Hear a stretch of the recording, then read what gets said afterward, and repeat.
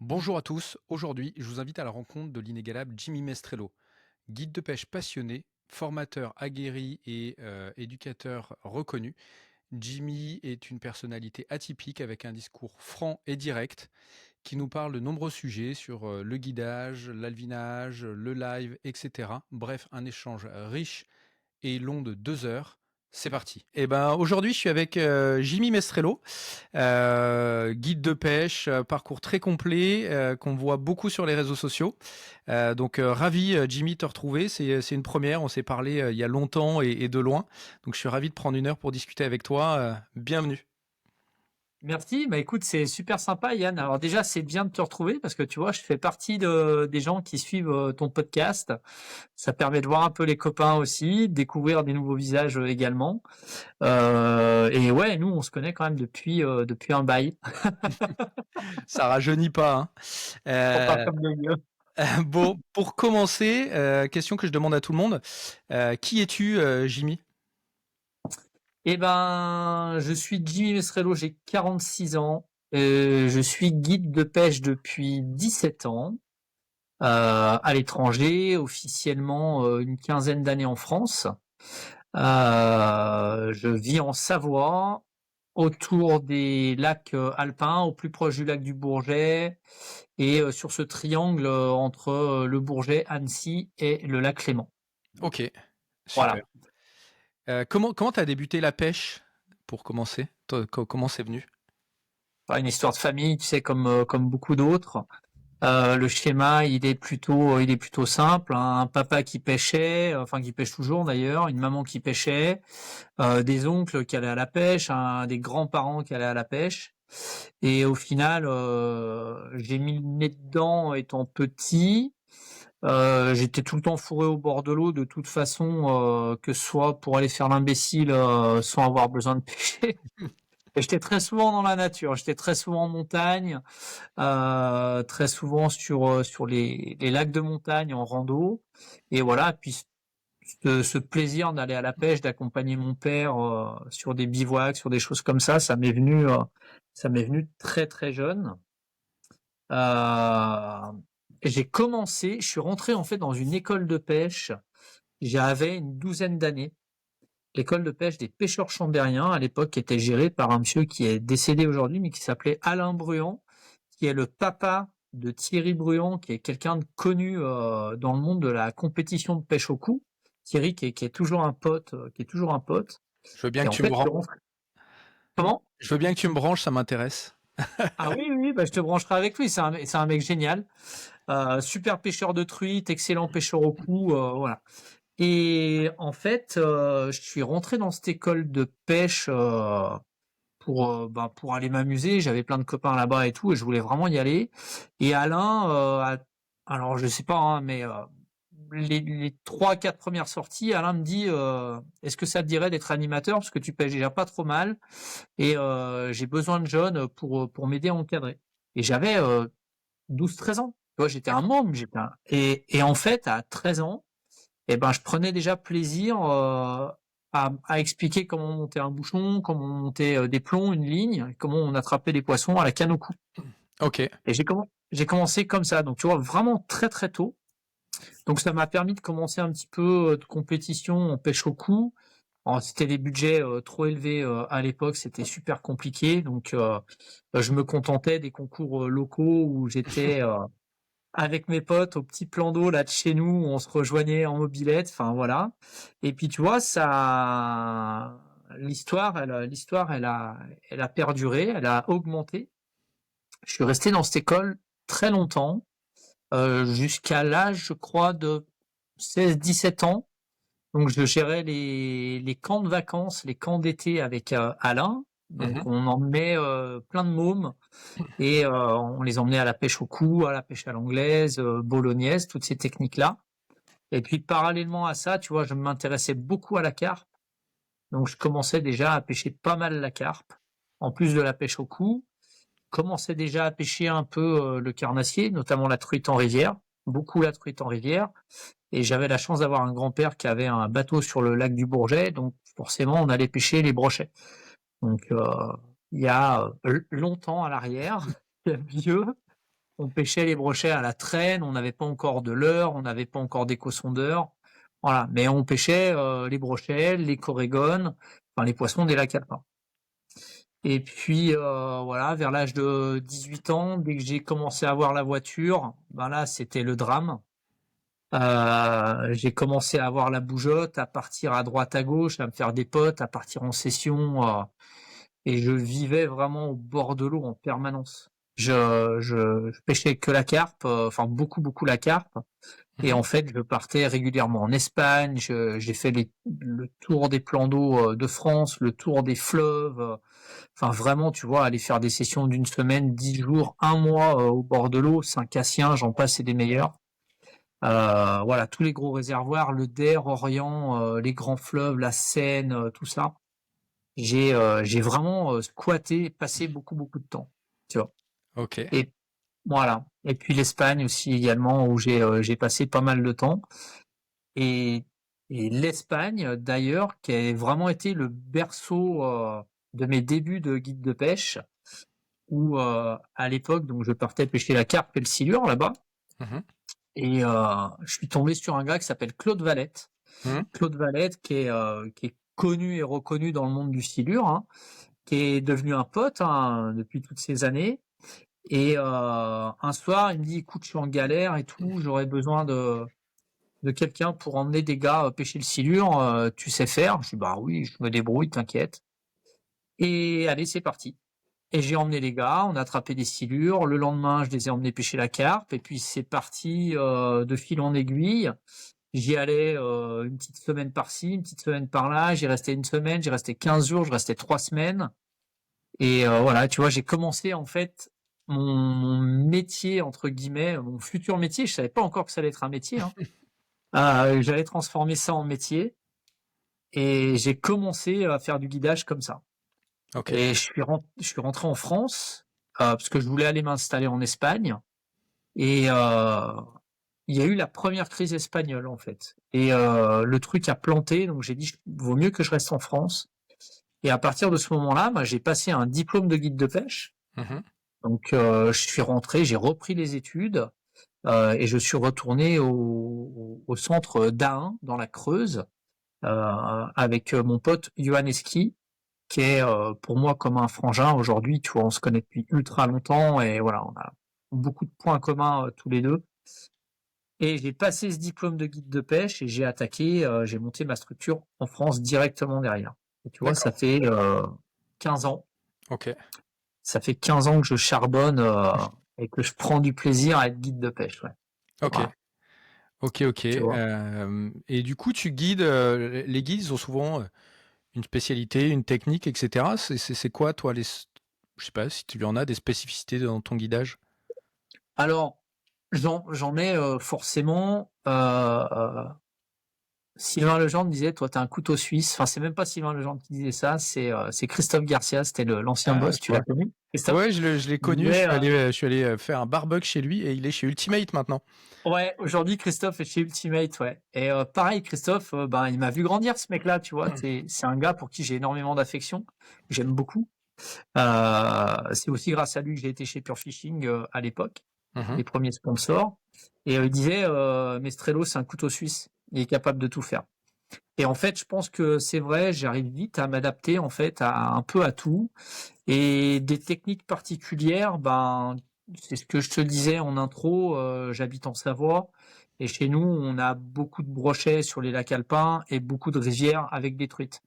Donc j'ai forcément accentué mes guidages sur ces poissons-là, sur ces espèces-là, le brochet, le silure maintenant sur le lac du Bourget, que je pêchais déjà en Espagne à l'époque, donc avec quelques bonnes connaissances.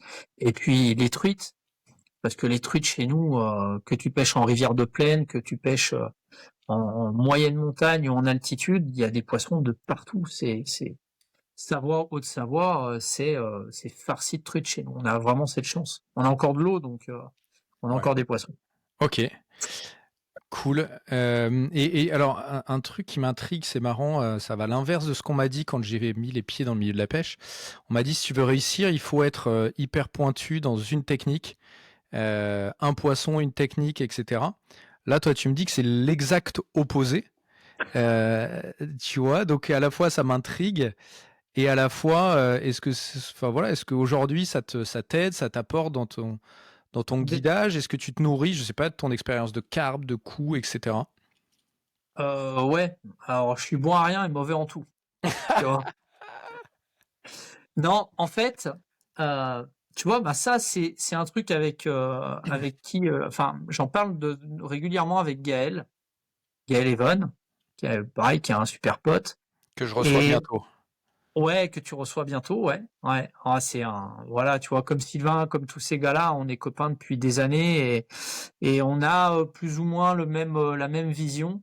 C'est qu'en fait, tout est complémentaire. C'est que pour moi, déjà la base, pour moi, clairement, c'est la pêche au coup. Quand tu maîtrises la pêche au coup, tu peux déjà retranscrire pas mal de choses à d'autres techniques. Deuxième chose, c'est la pêche de la truite. Quand tu sais gérer une dérive, et ben tu sais aller pêcher le cendre en fleuve par exemple, parce que les techniques seront très similaires à la truite. Donc en fait, excepté les pêches opposées, tu vois, je parle de la carpe ou du silure sur des pêches précises au pelet ou quoi, hein. Sur des amorçages, là, c'est vraiment différent, ou des pêches au cou plutôt statiques, il n'y a pas trop de similitudes. Mais dès lors que tu as des mouvements d'eau ou que, je sais pas, un truc tout simple, rajouter un plomb de 0,5 sur une ligne, ça va augmenter ton ratio de touche. Pourquoi? Juste parce que tu as rajouté un tout petit plomb. Et ben ça, tu vas être capable de le retranscrire, par exemple, sur une plombée pour pêcher le cendre. Pourquoi tu prends moins de touches avec une tête plombée de 14 grammes et d'un coup tu prends plus de touches avec une tête plombée de 12 ou de 18, tu vois. Il n'y a Mhm. rien de différence, mais c'est cette différence, en fait, c'est toutes ces petites choses mises bout à bout qui font que tu vas réussir. Et, euh, et en fait, on voit ça, les cannes à pêche, les leurres, les amorces, tout ce que tu veux. C'est une boîte à outils, c'est une caisse à outils, comme le plombier, comme le maçon, comme ce que tu veux. Et nos outils, on doit les utiliser d'une certaine manière. Et mis bout à bout, eh ben, nos outils deviennent performants. Et nous, il faut savoir utiliser tout ça. Et à ce moment-là, on devient performant. Après, ben, l'avantage, c'est ce que tu engranges en fait sur tes années de pêche. C'est ton passif qui va faire que tu vas arriver plus vite à déterminer où se trouvent des poissons, par exemple, ou déterminer comment les prendre plus facilement. Ok. C'est le cas pour le sang, la truite, le brochet. C'est Ouais. marrant parce que c'est exactement, alors pas comme ça, mais c'est exactement ce que me disait mon père et comme ça que j'ai appris la pêche. On a Hum. commencé par la pêche au cou et puis quand je maîtrisais la pêche au cou, on a eu la pêche à la truite au toc. J'ai eu le droit ensuite de mettre une cuillère. Ensuite, j'ai eu le droit d'aller Ouais, pêcher le brochet, mais pas au mormanier, à la cuillère, et ainsi de suite. Et mon père nous a tout fait faire comme ça par étapes. c'est ça. C'est ça, c'est un cheminement en fait dans la pêche. Alors, je sais pas, on parle peut-être de notre génération. Aujourd'hui, le cheminement, il est complètement tronqué. Mm. En fait, aujourd'hui, tu as des mômes qui arrivent, tu vois, on parlait en intro, enfin en off, on parlait de la live, mais aujourd'hui, tu as des mômes, ils sont pas foutus de monter, je les vois, hein, je travaille avec des enfants toute l'année, hein. Ils sont pas foutus de monter un hameçon, de monter un plomb, ou ce que tu veux, de faire une ligne de pêche au cou, et ils te parlent aujourd'hui de pêche à la live. Donc Ok. tu vois, il y a une erreur dans l'énoncé. J'ai rien contre ça, mais moi, je suis un peu de la vieille école et je fais partie de ceux qui vont commencer à te faire attraper un gardon, te faire attraper tes premières perches soleil, tes premiers verrons. On va passer une étape, on va aller pêcher les brèmes, les tanches, on va monter, on va upgrader un petit peu le truc. On va aller pêcher la carpe, on va aller pêcher le silure, on va aller pêcher les truites, on va aller, voilà. Mais on upgrade les techniques. Tout de suite commencer, euh, tu vois, je pense à un môme que j'ai dans mon entourage et je sais qu'il regardera le podcast, qui s'appelle Loris. Et Lolo, c'est un môme que je connais depuis super longtemps. C'est un gamin aujourd'hui, il a 15-16 ans. Ce môme, il est matrixé par la pêche du brochet au big bait. Et c'est Mhm. son oncle qui lui a collé ça dans la tronche. Il lui a mis ça dans la tête. Et depuis tout petit, il s'est lancé avec une canne casting. Et puis, ben, forcément, il a upgradé encore la taille des leurres. Mais il pêche à l'ancienne, tu vois. Tu lui parles, il aime pas trop la live, lui. Il veut lancer des leurres de 30 centimètres toute la journée. Il veut se casser les bras, il veut se casser les épaules. Mais à côté de ça, il savait ni pêcher au cou, ni pêcher la truite correctement. Et en fait, quand je l'ai eu en stage, on est revenu au point de départ sur tout ce qu'il savait pas faire. Et tout ça, là, mis bout à bout, aujourd'hui, il est super complet parce qu'il pêche beaucoup la truite. Il aime ça. Et il continue à pêcher le brochet. Mais toutes ces techniques-là, ça lui a permis de maîtriser encore plus la pêche du brochet aujourd'hui. Voilà. Ok. Donc, pour moi, je pense qu'il y a un début, il y a un vrai début. C'est la pêche au cou, comme tu l'as dit, et la truite. Ok. Toi, tu Ça, vois c'est ça un- comme des fondations, en fait, dans l'apprentissage. Ouais. Après, forcément, un gars qui habite Paris, il aura pas les mêmes fondations que moi, qui suis entouré de rivières. Tu vois, sur Paname, des rivières à truite, il y en a pas tant que ça. Donc, il y en a un petit peu. Ah, Il y il en y a en un a un petit peu. peu, mais il y a aussi sur la Oui, pêche au cou, etc. Il y a quand même de quoi faire, hein, pour avoir passé quelques temps à Paris. oui, oui. Enfin, en pêche au cou, il y a beaucoup à faire. Pêche de Mmh. la carpe aussi, je pense. Enfin, voilà, et après les plus gros carnassiers, mais typiquement, tu peux déjà te faire les dents sur la pêche au cou. La truite, faut sortir de Paris, mais pêche au cou, Ouais. déjà, quand tu es Oui, dans oui, oui. Paris, il y a ça à pas Ah loin, bah hein. oui. Oui, oui. Voilà, vraiment là, c'était très spécifique à la truite, hein, tu vois, pour gérer des dérives ou quoi. Mais c'est les pêches de courant en fait qui te font comprendre comment comment faire une dérive avec un bouchon au cou. Parce que tu fasses une dérive avec un flotteur pour pêcher une brème, un gardon, une tanche, ce que tu veux, un poisson de courant, ce sera forcément la même dérive que tu vas faire pour aller pêcher une truite. Mm. T'auras ce mouvement de la ligne, et si ta ligne elle passe pas au bon endroit, tu prendras jamais rien. C'est Donc, surtout des pêches de précision. Enfin, moi, je vois ça mmh, aussi comme ça, c'est que alors, je sais pas les rivières dans lesquelles tu as pêché, mais moi j'ai appris à pêcher la truite dans des ruisseaux. Certains, on pouvait les traverser à pied sans se mouiller sans se mouiller la cheville. Et, ouais, euh, et en fait, ton appât, il doit passer vraiment précisément sur un côté de berge, entre deux, tu vois, dans une veine de courant, etc. C'est là où tu apprends que si tu la mets un peu trop au milieu, elle passe au milieu, que la truite, elle va pas se déplacer, ou que enfin voilà, ça t'apprend à. Alors je sais plus à qui j'ai eu cette la précision. discussion sur le sens de l'eau, etc. Qui me disait non, ça n'existe pas. Je pense que t'apprends à lire ça, à comprendre, au même titre que quand tu pêches la mouche, tu sais que si tu la poses là avec les tourbillons, etc., ça va draguer, etc. C'est ça, c'est ça, c'est la lecture de l'eau en fait, c'est la lecture des veines d'eau. On peut associer ça au sens de l'eau. Je Moi, je pense que c'est 2 choses complètement différentes. Le sens de l'eau, alors il peut être inné. Tu as des gens, qui vont avoir beaucoup plus de facilité, à comprendre et à analyser très, très vite. Et puis tu as des gens pour qui il va falloir s'entraîner, il va falloir exécuter des mouvements, faut que ça devienne répétitif jusqu'à ce que ce soit machinal. Et ce sens de l'eau, on peut l'acquérir de plusieurs manières. Après, tu as des gars, clairement, ils vont passer leur vie au bord de l'eau, mais sans comprendre, sans chercher, et ils vont passer au travers régulièrement. Ça, malheureusement, c'est comme ça. C'est comme ça. Mais je pense que le passif, en fait, on apprend de nos erreurs. Et, euh, et moi, ce que j'aime bien faire, en fait, surtout les jours où ça mord, j'aime bien me casser la tête à essayer de trouver autre chose. Tu vois, ça c'est bien mon truc, et peut-être que Gaël t'en parlera. C'est vraiment un kiff de me dire bon voilà, je fais des poissons, c'est génial, mais est-ce que je peux pas en attraper encore plus? Hmm. Est-ce que je peux pas, je sais pas, en changeant une forme de caudale, en changeant la position de mes plombs pour la truite par exemple, ou en changeant mon angle d'attaque, est-ce que je vais pas prendre encore plus de poissons? Et en fait, ce truc-là, c'est grisant parce que quand tu mets le doigt sur le bon truc et tu t'aperçois que tu peux prendre encore plus, et ben c'est génial parce que tu as compris. C'est pas le fait de capturer plus qui est intéressant, c'est le fait de comprendre pourquoi tu attrapes plus. Et tu vois, il y a vraiment un chemin très particulier pour arriver à ça. C'est très compliqué. C'est un moucheur qui va se couper les cheveux en quatre pour avoir la mouche parfaite, pour avoir la dérive parfaite, pour avoir le bas de ligne parfait.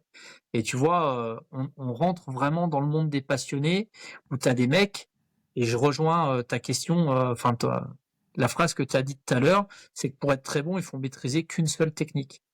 Et ben, tu as des mecs qui sont des techniciens hors pair de leur technique. Je pense par exemple à Grégoire Juglaret, qui est un pote. Ça fait longtemps que je l'ai pas vu, Grégoire, et qui pour moi, ou Pierre Kunz par exemple, qui sont des monstres de la pêche à la mouche. C'est des mecs, c'est des machines. Ils ont tout compris. Ils maîtrisent tout. Il y a qu'à voir les résultats qu'ils font en championnat du monde. Enfin, c'est des bêtes. C'est des bêtes, ces mecs-là. Il y a pas d'autre mot. C'est des extraterrestres. Tu vois, je pourrais t'en citer encore comme ça longtemps, mais c'est des machines, c'est des machines. Et c'est des gars, alors Grégoire par exemple pêche beaucoup au leurre, on a fait de la compétition ensemble à un moment, mais à la mouche, voilà, il est au sommet de son art et il apprend encore. Moi je trouve ça incroyable ces gars-là. Après, moi à titre perso, je peux pas me spécialiser dans une seule technique. Euh, Déjà d'une, je m'ennuierais. Je m'ennuierais à pêcher qu'une seule espèce avec une seule technique. Demain, tu me dis, Jimmy, tu vas faire du guidage que sur le brochet, quand la calepin et qu'au big bait.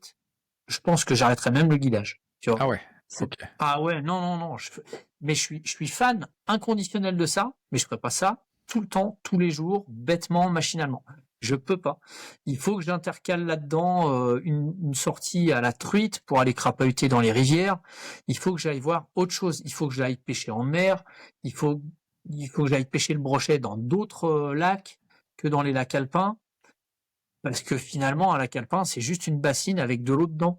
Et aujourd'hui, encore plus avec la pêche à la live, où tu vas faire que des tours de bateau toute la journée pour trouver des poissons et lancer des leurres sur la gueule des poissons, il y a un moment, forcément, tu vas trouver des solutions. Mais pour moi, c'est complètement différent. Tu vois, là, j'étais en Hollande dernièrement, j'ai pas mis une seule fois la live à l'eau. Mais par contre, j'ai fait du shatter, j'ai fait du spinner, on a fait on a fait du big bait, voilà, du jerk minnow, tu vois, des pêches que je pratique finalement moins sur les lacs alpins. Et en fait, tout ça, c'est ce qui fait que j'aime énormément cette complémentarité dans mes techniques et que je veux surtout pas ne pêcher qu'une seule espèce, être mono-espèce et monotechnique. Surtout Ok, pas. ok. Voilà. J'aime bien cette approche, je me retrouve beaucoup. Ok. Et dans le guidage, tu as répondu qu'à moitié, mais on comprend bien.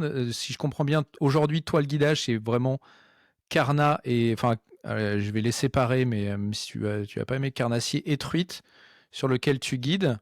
Dedans ou à côté, c'est ma question, tu mets le guidage avec les enfants, parce que je vois que tu es très actif sur les réseaux sociaux. On voit énormément Jimmy avec des kids. Du coup, Ouais. c'est pas ton activité principale. Tu fais de l'adulte. Enfin, explique-moi un peu je sais pas, le mois type ou l'année type ou la semaine type de guidage de Jimmy. Alors, en fait, mon année, elle est rythmée en fonction du calendrier scolaire, D'accord. tout bêtement. Quand c'est les vacances, je consacre 99% de mon temps aux enfants. Mhm. Et en dehors des vacances scolaires et les week-ends, je suis avec des adultes. Ok. Donc là, par exemple, tu vois, là, j'ai 6 mômes qui sont à la maison. Là, ils sont dans la chambre. Là, ils sont tranquilles parce qu'on a fait deux grosses journées de pêche. Il est 22 heures, ils sont déjà bien fatigués. Et il y en a beaucoup qui se marrent sur les réseaux quand je mets les photos des mômes en train de dormir. Euh, Tu vois, hier, on s'est réveillé, c'était 4h30 du matin. On a attaqué la rivière très tôt. On avait un petit sentier à prendre. Là, on est arrivé jusqu'à la rivière. On a fait en tout et pour tout quasiment 4 heures de marche dans la rivière pour aller attraper des truites, des saumons de fontaine. Et on a fait tout ça sur la journée. On est redescendu le soir. Voilà, tu vois, le temps d'arriver, de manger, ils étaient KO les gosses. C'est pour ça ils dorment dans la bagnole. On fait des grosses journées. C'est fou. Donc voilà. Donc, pour finir de répondre à ta question, mon temps il est rythmé en fonction du calendrier scolaire. Quand c'est les OK. vacances, je suis avec des mômes tout le temps. Tout le temps, tout le temps, tout le temps. Donc je crée des stages à la semaine où c'est de l'accueil en famille. En fait, on reçoit des enfants à la maison. D'accord. La maison, elle est agencée pour pouvoir recevoir et accueillir du public. On est contrôlé par Jeunesse et Sport, hein, voilà, donc tout est en règle, tu vois. C'est un truc, c'est super carré aujourd'hui. Travailler avec les enfants, c'est pas si simple que ça. Mmh. Donc on se doit vraiment d'être rigoureux au niveau de la bouffe, au niveau du logement, au niveau de voilà vraiment de tout. Donc on a tout ce qu'il faut pour accueillir les enfants. Tu vois la pièce qui est là, tout ça, ça c'est j'ai créé tout ça. En fait, ça c'est la pièce de mon école de pêche Mmh. qui sert également, tu vois, pour les tournages. Il y a des copains qui ont des marques, qui travaillent pour des marques différentes, qui viennent parfois tourner ici. Donc ça me fait D'accord. toujours plaisir de les avoir. Ouais, ouais. Et voilà. Donc en fait, le mercredi, il y a l'école de pêche Mmh. pendant le hors vacances scolaires. OK. Donc où là, c'est beaucoup de séances techniques, du montage, l'apprentissage des lancers, toutes ces choses-là. Et le reste du temps, je suis avec des adultes. Et des adultes que soit, alors c'est beaucoup sur les lacs alpins et beaucoup en rivière. Donc je OK. partage mon temps comme ça. Et je commence ma saison de guidage, en gros, on va dire au mois de février, avec l'ouverture de la pêche des corégones et des salmonidés sur les lacs alpins. Mmh. Et je la termine, entre guillemets, on va dire au mois de novembre, quand les lacs alpins deviennent vraiment trop difficiles. Et là, je switch sur une deuxième partie qui est la pêche du sandre, notamment en fleuve et en lac de barrage, qui elle va m'occuper jusqu'en gros au mois de février. D'accord. Voilà. Et OK. là-dedans, j'intercale toujours un ou deux voyages à l'étranger, ce dont on parlait tout à l'heure, parce que j'adore voyager. J'ai pas toujours les finances et pas toujours le temps malheureusement, mais voilà, tu vois, j'ai le plaisir d'aller voir Patrick en Floride. Euh, on était en Amazonie au mois de septembre. Au mois de février, j'étais en Irlande. Enfin voilà, tu vois, j'arrive quand même à OK. bouger quand même pas mal. Voilà. OK, gros programme, j'ai plusieurs questions autour de ça. Je me suis toujours intéressé, alors ça c'est plutôt mon angle business. Comment il trouve des clients, un guide de pêche? Parce qu'il y a de l'offre aujourd'hui en France. Ouais, alors ouais. Oui, Mmh. il y a beaucoup d'offres. Il y a beaucoup de jeunes qui sortent des écoles de guides de pêche. C'est pas toujours simple pour eux de faire leur trou. Moi, je pense que c'est un concours de circonstances aussi. En fait, si tu préfères, quand j'ai commencé l'école de pêche, enfin l'école des guides de pêche, j'avais déjà un sponsor. J'avais déjà un sponsor et tu le connais, c'était Pure Fishing où je pêchais déjà avec Sylvain Legendre, avec Gaël Evon, avec Laurent Poulain, Sébastien Mmh. François aussi à l'époque. Enfin, on était un chouette groupe chez Pure Fishing où on faisait déjà des compétitions. Donc les compétitions AFCPL, voilà. J'avais tous ces potes en adversaire. Et crois-moi, quand tu es un minot, que tu commences à rentrer en compétition et que tu tombes sur un Sylvain Legendre, sur un Gaël Evans, sur un Ah, Samir Ferjou, ils étaient dans la même équipe en plus, Gaël et Sylvain, c'est ben oui, binôme de Sylvain, folie quoi. voilà, c'était le binôme. Et tu vois, on faisait les pré-fishing ensemble. Moi, j'allais beaucoup à la pêche avec Sylvain parce qu'il est plus proche de chez moi que Gaël. Et quand j'avais un petit peu de temps, bah, j'allais chez Gaël en Normandie pour aller pêcher avec lui. Et on se retrouvait tous les week-ends. Il y avait, je sais pas, il y avait 20, 25 compétitions, 30 compétitions peut-être à l'année. Donc tous les week-ends, on se retrouvait sur un lac différent et avec des techniques différentes, avec des approches différentes. Et, euh, et je reprends les mots de Sylvain du dernier podcast avec qui t'as réalisé, tu as fait. Et je suis entièrement d'accord avec ça. C'est qu'en fait, tu acquiers du niveau de pêche, tu acquiers de la technique, également aussi en étant confronté à des nouvelles zones et à t'adapter à ces nouvelles zones. Donc en fait, ben, comment tu acquiers ce niveau-là? Ben, il y a pas d'histoire. Faut y aller, faut essayer, faut pêcher, faut comprendre, faut vite analyser, puis après, quand c'est la bagarre, faut être le meilleur. Et à ce jeu-là, ils ont été plus solides que nous quand même, hein. Ah, Mais tu il y avait vois, des binômes, ouais. j'ai un très très beau souvenir de compétition. Et pour moi, enfin, des souvenirs de compète, j'en ai plein. Mais celui-là, il était vraiment marquant parce que c'était mon tout premier podium. Mhm. Et on fait podium avec Sylvain Gaël et Samir et Nasser. Waouh. Et Ah on ouais. gagne ce podium-là, et c'est la plus belle photo que j'ai de podium de pêche, où on est sur ce podium avec quand même les boss, quoi. Moi, Ah, c'était les ma première boss. année de compétition. J'étais j'étais ultra ravi de pouvoir tenir tête à ces mecs-là au moins une fois, tu vois. Au moins une fois. Et Voilà. on digresse parce que j'ai une autre question sur le guidage, mais comment t'as fait pour leur tenir tête à ces gars-là, justement? Qu'est-ce Et que t'as fait ce ben, jour-là pour que ça marche? alors je vais t'expliquer l'histoire. C'est un truc con. On était à Pendagenais. J'étais avec mon équipier de l'époque, Philippe Compin, qui est un très très bon ami à moi.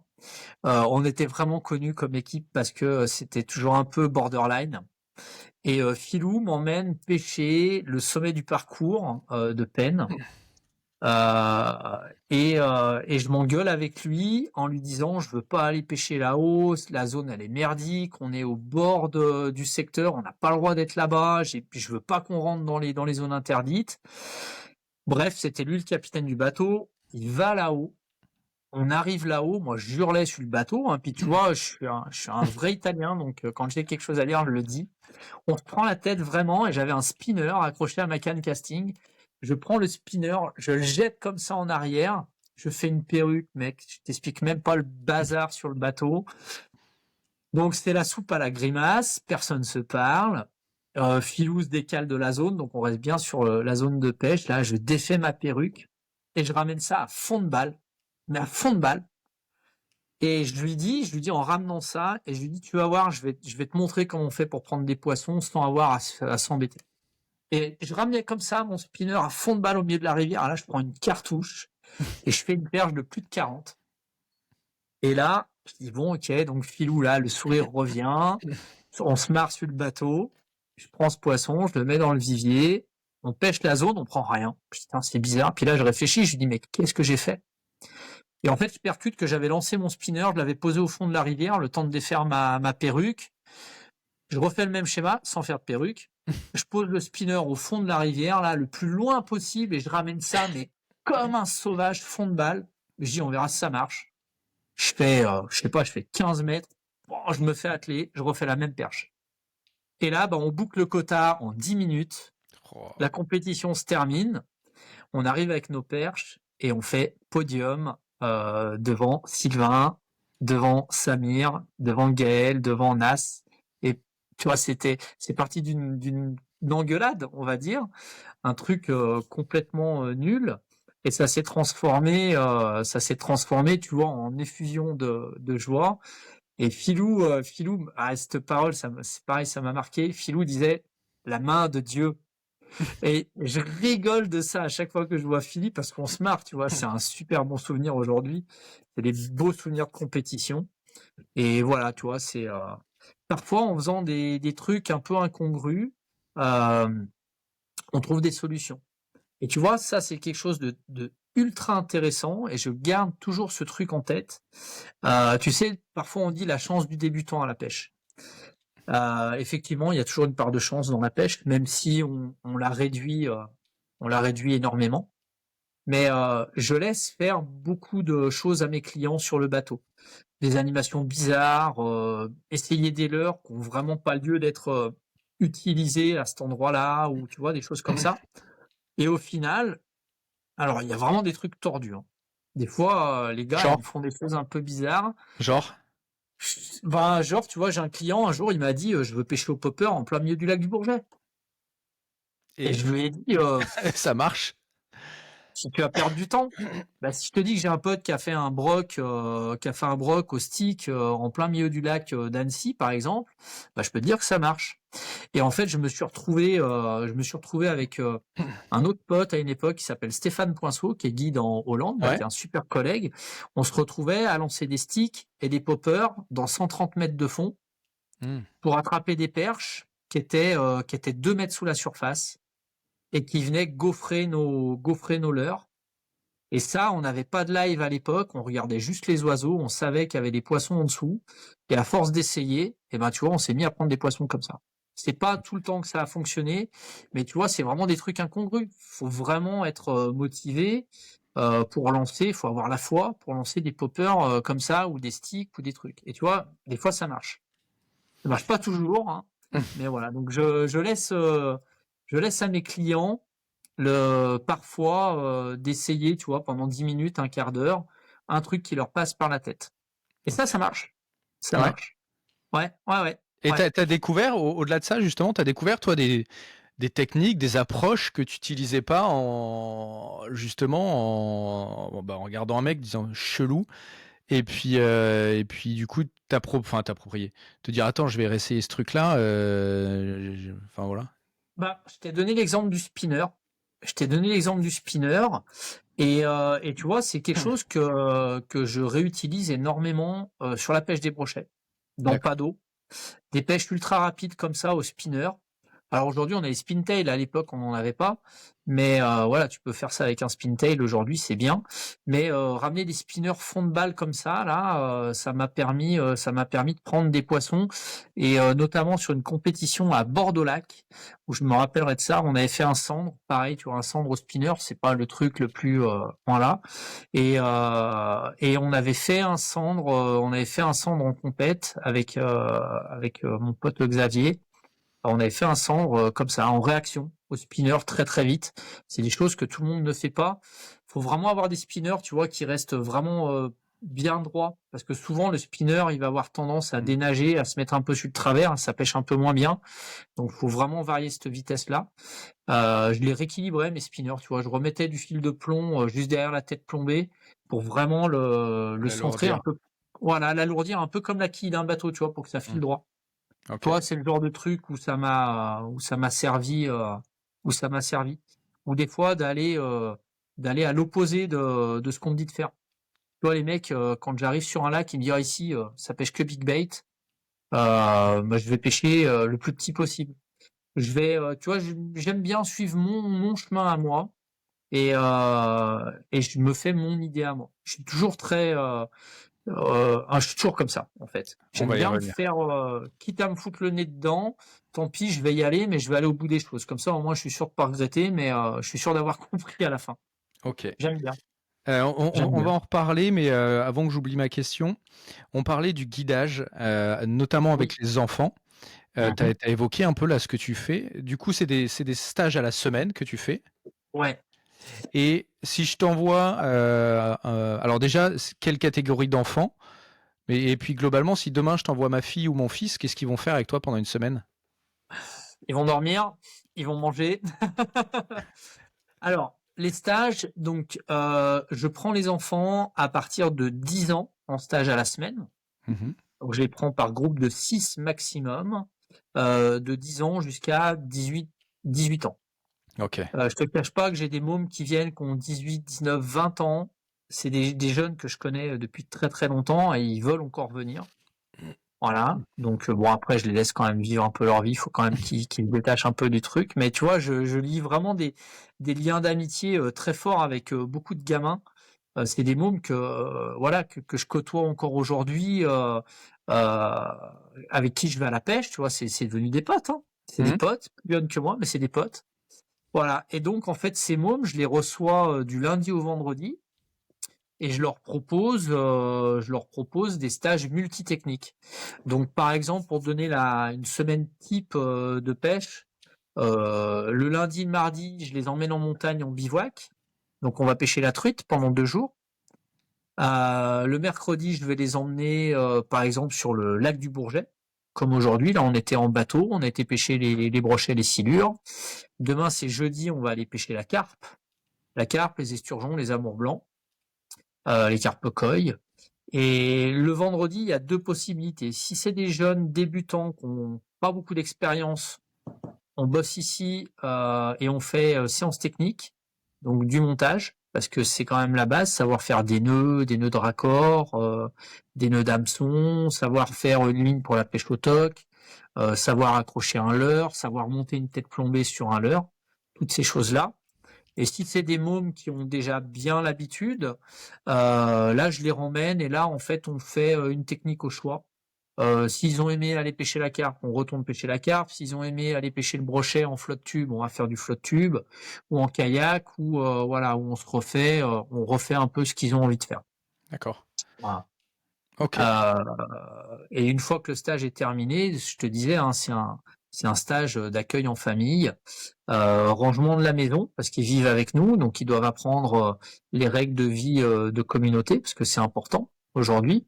Donc ils apprennent à ranger leur chambre, ils apprennent à passer un petit peu l'aspirateur, à faire un petit peu la poussière, à ranger en fait pour laisser place nette pour que les autres enfants puissent revenir là. Ok. Tu vois, le soir, ils aident, ils mettent la table, ils débarrassent. Si on doit aider à faire à manger, ils aident à faire à manger. Enfin, j'essaye de les aider dans toutes ces petites démarches, en fait. Ils le feraient pas naturellement, enfin, pas tous naturellement chez leurs parents.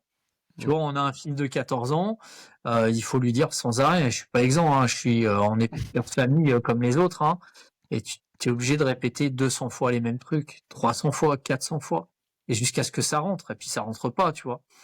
Et puis à un moment, bah ça y est, il y a un déclic qui se fait, et voilà. Donc les mômes qu'on accueille, c'est des mômes de tous les horizons, de tous les milieux sociaux, il n'y a pas de, tu vois, j'ai les mômes de partout. Cette année, j'ai un gamin de Hong Kong qui vient. Non. T'imagines?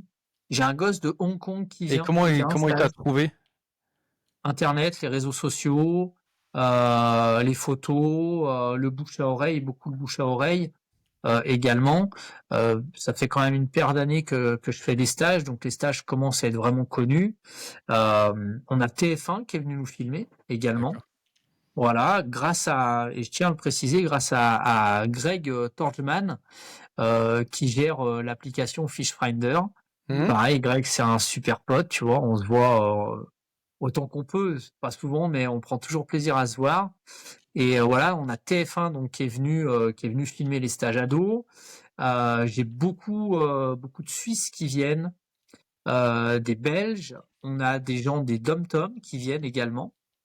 Donc des jeunes qui savaient pas pêcher la truite, qui pêchaient plus facilement une carangue qu'une truite, par Mhm. exemple. Donc ça, c'est vraiment, vraiment fun. Et voilà, et tu vois, bah, tous ces mômes, je les vois grandir. Et en grandissant, j'en ai emmené un jusqu'au Costa Rica, tu vois. Ah ouais, Le cadeau de ses 18 ans, ouais, le cadeau de ses 18 ans, c'était un voyage avec moi au Costa Rica. Et donc calme.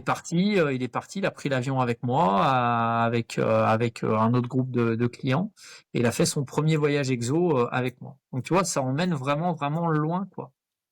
Et Et c'est des gamins, t'as que des gros passionnés de pêche ou t'as des gamins plutôt découvertes? alors, je l'explique toujours aux parents. Je propose des stages de pêche. Et tu vois, je suis pas une garderie d'enfants. Je suis pas une colo à proprement parler. Donc en fait, c'est des stages qui sont quand même assez intensifs. Alors c'est toujours, hein, il y a un programme pédagogique, hein, donc tu fais pas n'importe quoi avec des gamins. C'est pas l'armée, c'est pas le réveil au clairon à 3 heures tous les jours. C'est voilà, faut vraiment aller au rythme des enfants. Mais ils ont quand même entre 8 et 10 heures de pêche tous les jours. D'accord. Donc je leur explique bien que c'est un stage de pêche, que s'ils aiment pas la pêche, c'est pas la peine de les mettre en stage parce que ça va pas matcher. Et c'est pas, euh, c'est un peu brut de décoffrage ce que je vais dire. Mais tu vois, je suis pas là pour récupérer les gosses des parents pendant qu'eux vont se taper une semaine de vacances. Mhm. C'est pas ça, c'est pas mon délire. J'ai pas envie parce que le gamin, il va pas y prendre du plaisir. Et de toute façon, je m'en rends compte très rapidement. Et puis moi, de même, je vais pas y prendre du plaisir parce qu'un gosse qui est pas à sa place, ben ça va mal se passer. Ça va mal se passer. Donc, tout est clair, net et précis. C'est un vrai stage de pêche avec multi-techniques. Et ce que j'aime bien là-dedans, c'est que le môme, en fait, tu vois, par exemple, cette semaine, là, j'ai 2 gamins, c'est des fous de carpe. Ils pêchent la carpe à fond. C'est des carpistes. Le brochet, ils maîtrisent pas. La truite, ils maîtrisent pas. Et ben, ils découvrent, ils prennent du plaisir, même si, tu vois, c'est le 90-10. 90 carpe, 10% truite, peut-être. Mais je leur ai quand même filé ce truc-là. Et peut-être que dans 2 ans, 3 ans, 6 mois, ils vont se dire finalement la truite c'était quand même pas mal. Je vais aller faire un petit tour dans ma rivière. Et tu vois, le gamin il va s'ouvrir un petit peu l'esprit.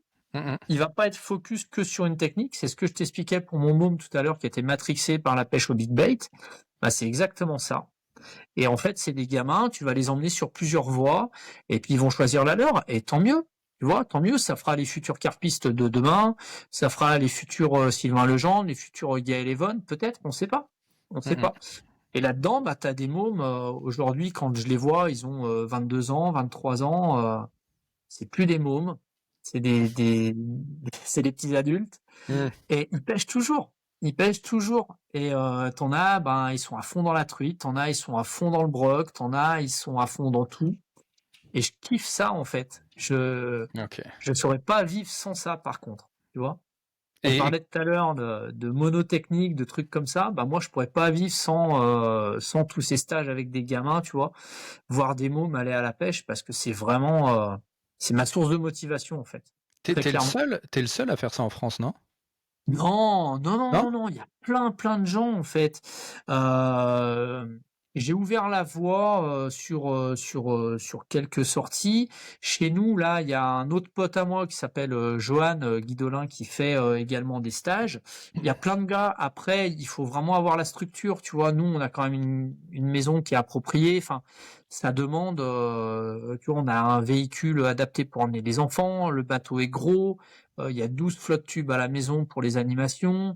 Il y a des cannes, enfin, il y a peut-être 200 cannes à pêche à la maison. Il y a peut-être 200 moulinets. Enfin, tu vois, il y a vraiment, il y a beaucoup de. C'est un vrai gros investissement.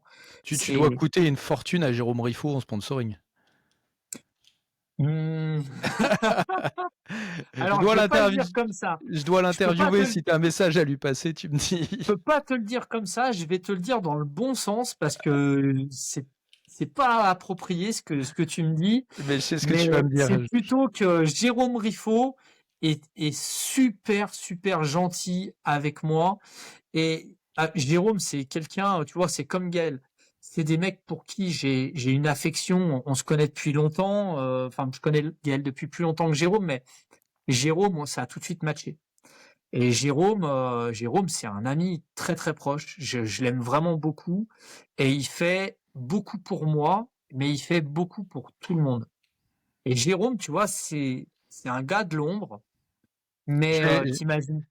Pardon? je vais l'interviewer et je savais que tu allais me dire ça parce que pour le coup, il nous a sponsorisé quand on est parti en Russie avec Patrick. Mm. Et à la fin, pour tous les sponsors, on avait fait un DVD et tout. Il a dit non, non, moi je m'en fous. En fait, ça m'a permis de vivre l'aventure comme vous. On s'en fout des photos, des trucs. Mm. Il nous avait filé une super dotation. On avait des cannes à la mouche pesant Michel, des moulinets, des Ah, soies, des trucs pour le leurre, mm. des moulinets. Il Ah, m'a dit ah non, mais si t'es avec Patrick, les leurres, t'inquiète, fais avec eux. Moi, je te donne 3 cuillères, je m'en fous. Et on mm. a eu une dotation de malade sans contrepartie Ouais, ouais. parce que le projet alors heureusement personne nous écoute du coup personne va le lui demander mais ouais c'est un mec vraiment gentil et c'est pour ça que je charriais parce que en tout cas avec moi il a été d'une générosité sans nom comme l'a été d'ailleurs Patrick et je lui en serai toujours reconnaissant parce que enfin voilà il n'y avait pas de contrepartie c'est allez-y C'est les ça. gars c'est cadeau quoi. Ouais.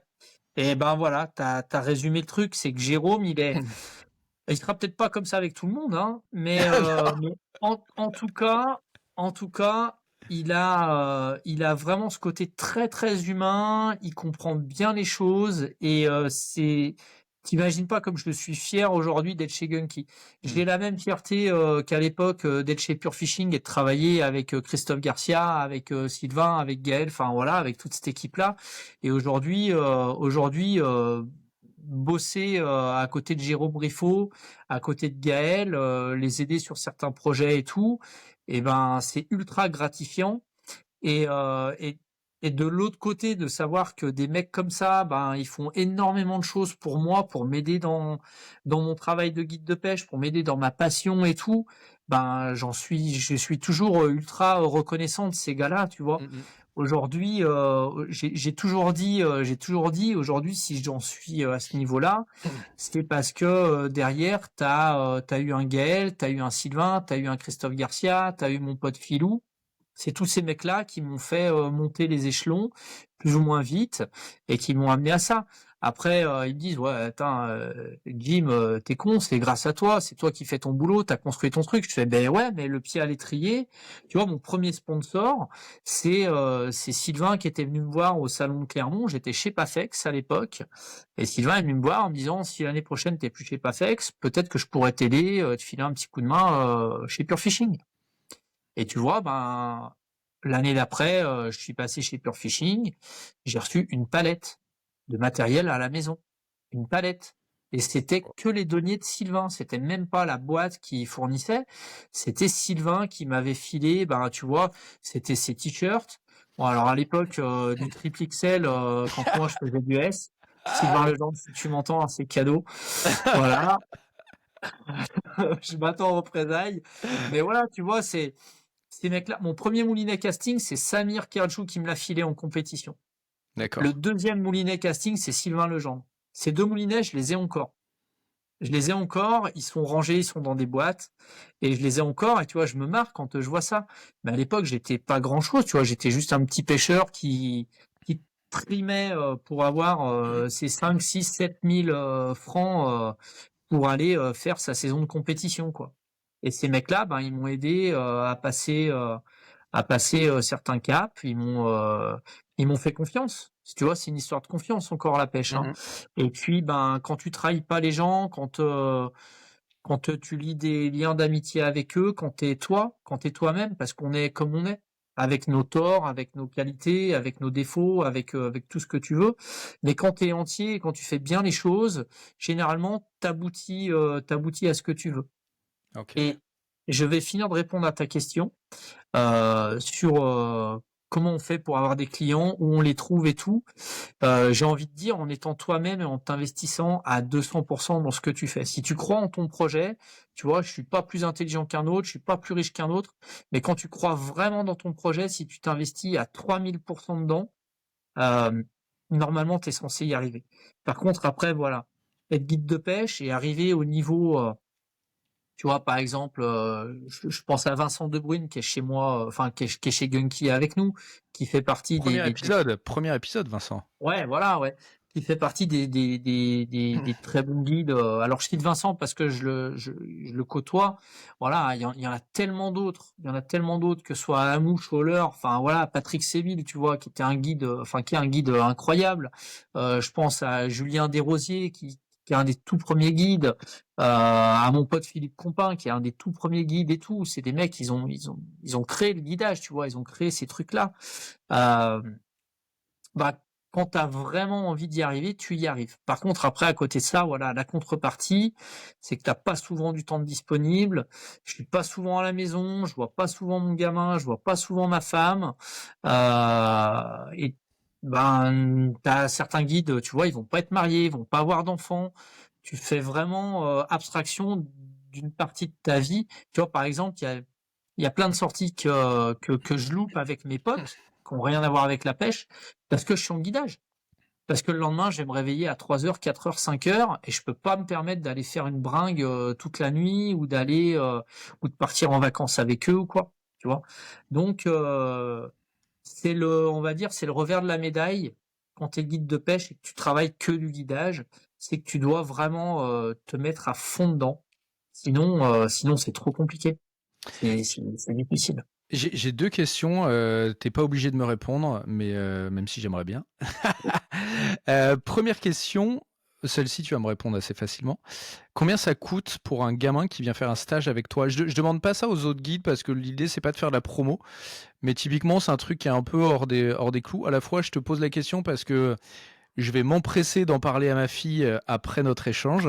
Enfin, il est tard et je vais aller à la pêche parce qu'il va bientôt être 23 h, donc voilà. Mais demain, je vais lui en parler. Et du coup, combien ça coûte une semaine de stage pour un gamin avec Jimmy? Une semaine de stage tout compris, où je Ouais. fournis l'intégralité du matériel. Le gosse, il a juste à venir avec son sac à dos, son duvet, ses chaussures, une veste, tu vois, le nécessaire de toilette.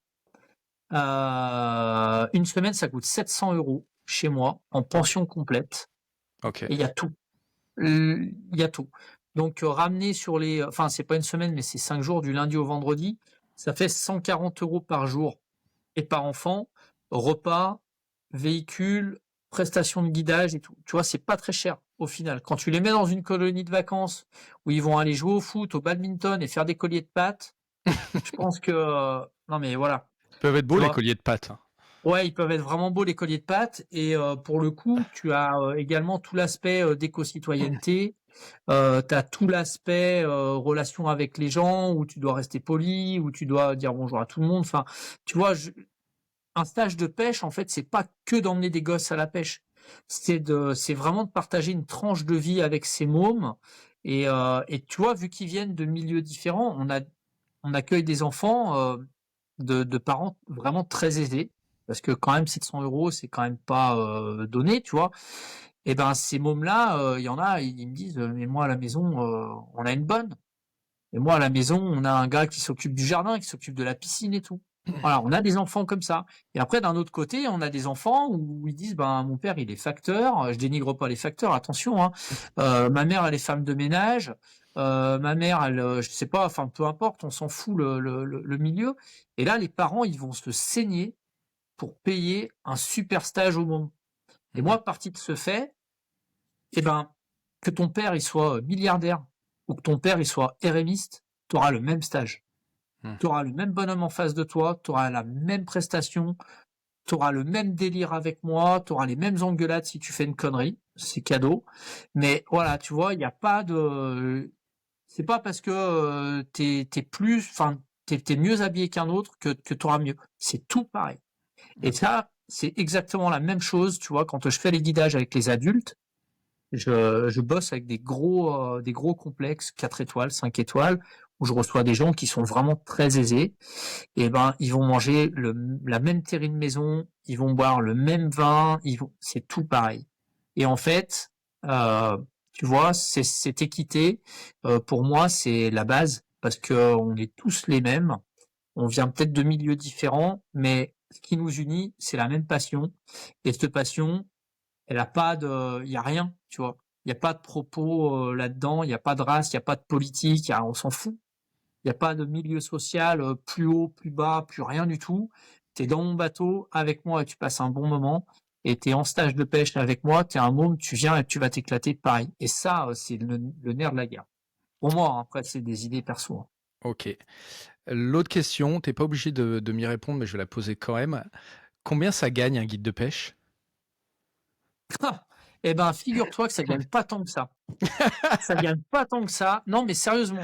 Alors, Alors, tu sais, juste pour te mettre à l'aise, j'ai pas voulu faire guide de pêche parce qu'à l'époque où j'y ai pensé, j'ai l'impression que personne ne gagnait de l'argent. Et tous ceux que j'ai interviewés, Patrick Sébil compris, m'ont dit: ah non, mais moi, les années de guidage, j'ai perdu de l'argent. Donc, ça m'a coupé ça m'a coupé le rêve. non, alors, j'en perds pas. Ça, c'est clair. J'en gagne, forcément, puisque c'est mon métier. Et il y a un moment, ben, faut appeler un chat et je veux pas faut pas se voiler la face. Euh, Ça gagne moins bien que si j'étais dans une société, tu vois, aujourd'hui, je suis à moins de 1 800 € par mois. D'accord. Voilà. En fait, le truc, c'est que c'est lissé sur l'année. Donc, tu vois, je suis très transparent là-dessus. J'ai pas de problème à parler d'argent. Mais en gros, tu vas gagner, ça va dépendre des mois. Il y a des mois où tu vas gagner un peu mieux ta vie. Les mois hors saison, faut bien se rappeler qu'on a quand même une saison, c'est un travail saisonnier. Donc, tu vois, quand je te dis que je finis ma saison au mois de novembre, novembre, décembre, janvier, février, j'ai quand même 4 mois. J'ai quand même 4 mois où j'ai quasiment pas de salaire. Et là, où bah, c'est système D. Donc tu Mmh. vas pas manger au resto tous les jours. Voilà, faut avoir un couple solide. Tu vois, j'ai une femme quand même qui travaille dur et qui gagne sa vie également. Je fais le maximum d'économies comme je peux parce que je suis tributaire de l'inflation et je suis comme tout le monde. Et moi, ce qui me fout en l'air, bah, c'est comme beaucoup de gars qui utilisent des véhicules, c'est le carburant. Le carburant, t'as les charges, t'as tout ça, hein, l'URSSAF, enfin en fonction Mmh des mh. déclarations que tu dois faire.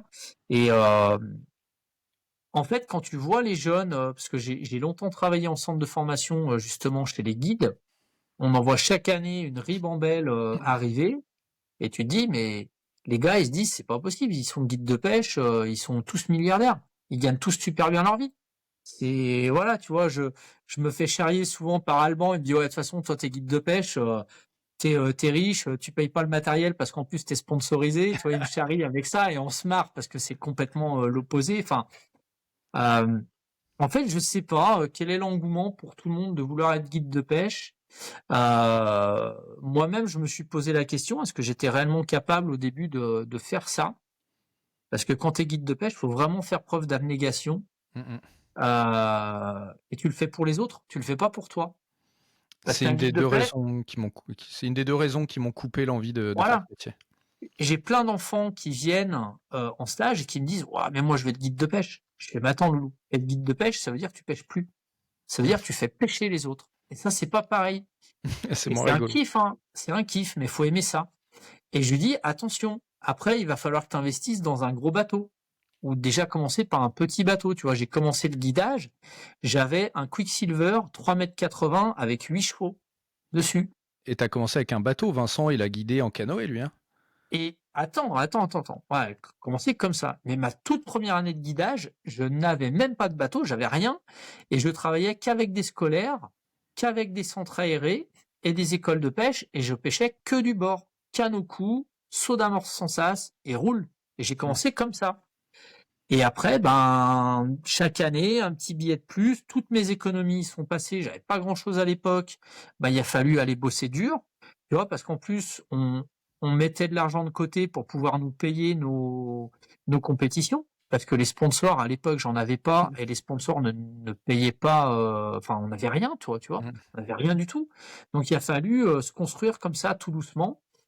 Et puis, ben après, voilà, tu fais comme tout le monde, tu commences à faire un crédit, tu commences à faire 2 crédits, tu commences à t'endetter et il faut rembourser tout ça.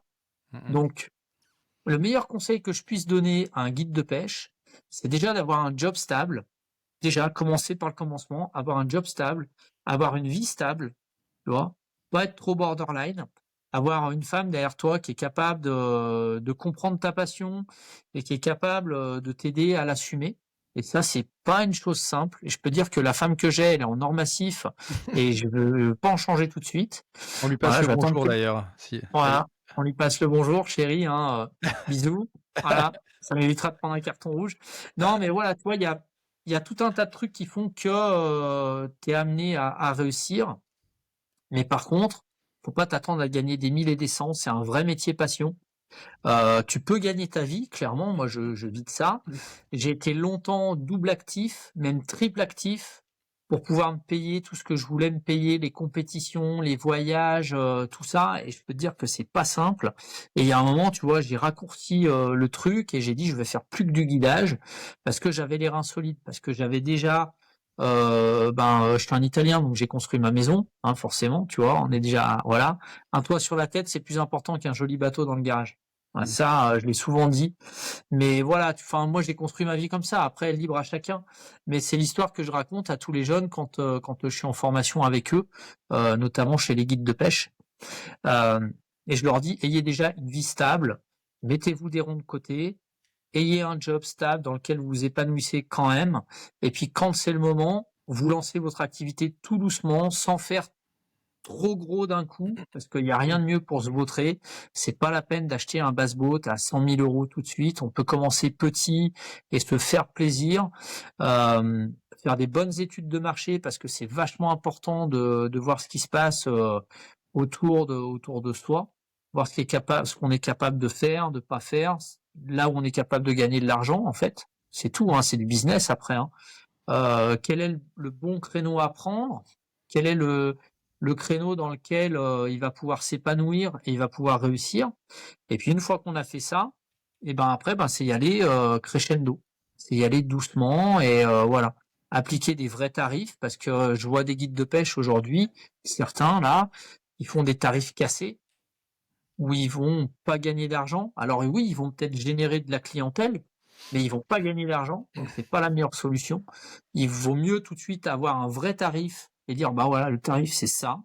Et par contre, assumer complètement le prix de la prestation, hein. Mmh. Et puis s'y mettre tout doucement, tout doucement, tout doucement. Et tu vois, ça fait 15 ans que je fais du guidage en France et j'en vis depuis une dizaine d'années, on va dire. D'accord. Depuis 10 ans, j'en vis. Mais parce que derrière, il y a vraiment des reins solides. On a passé le Covid où on n'a pas travaillé pendant plus d'un an et demi.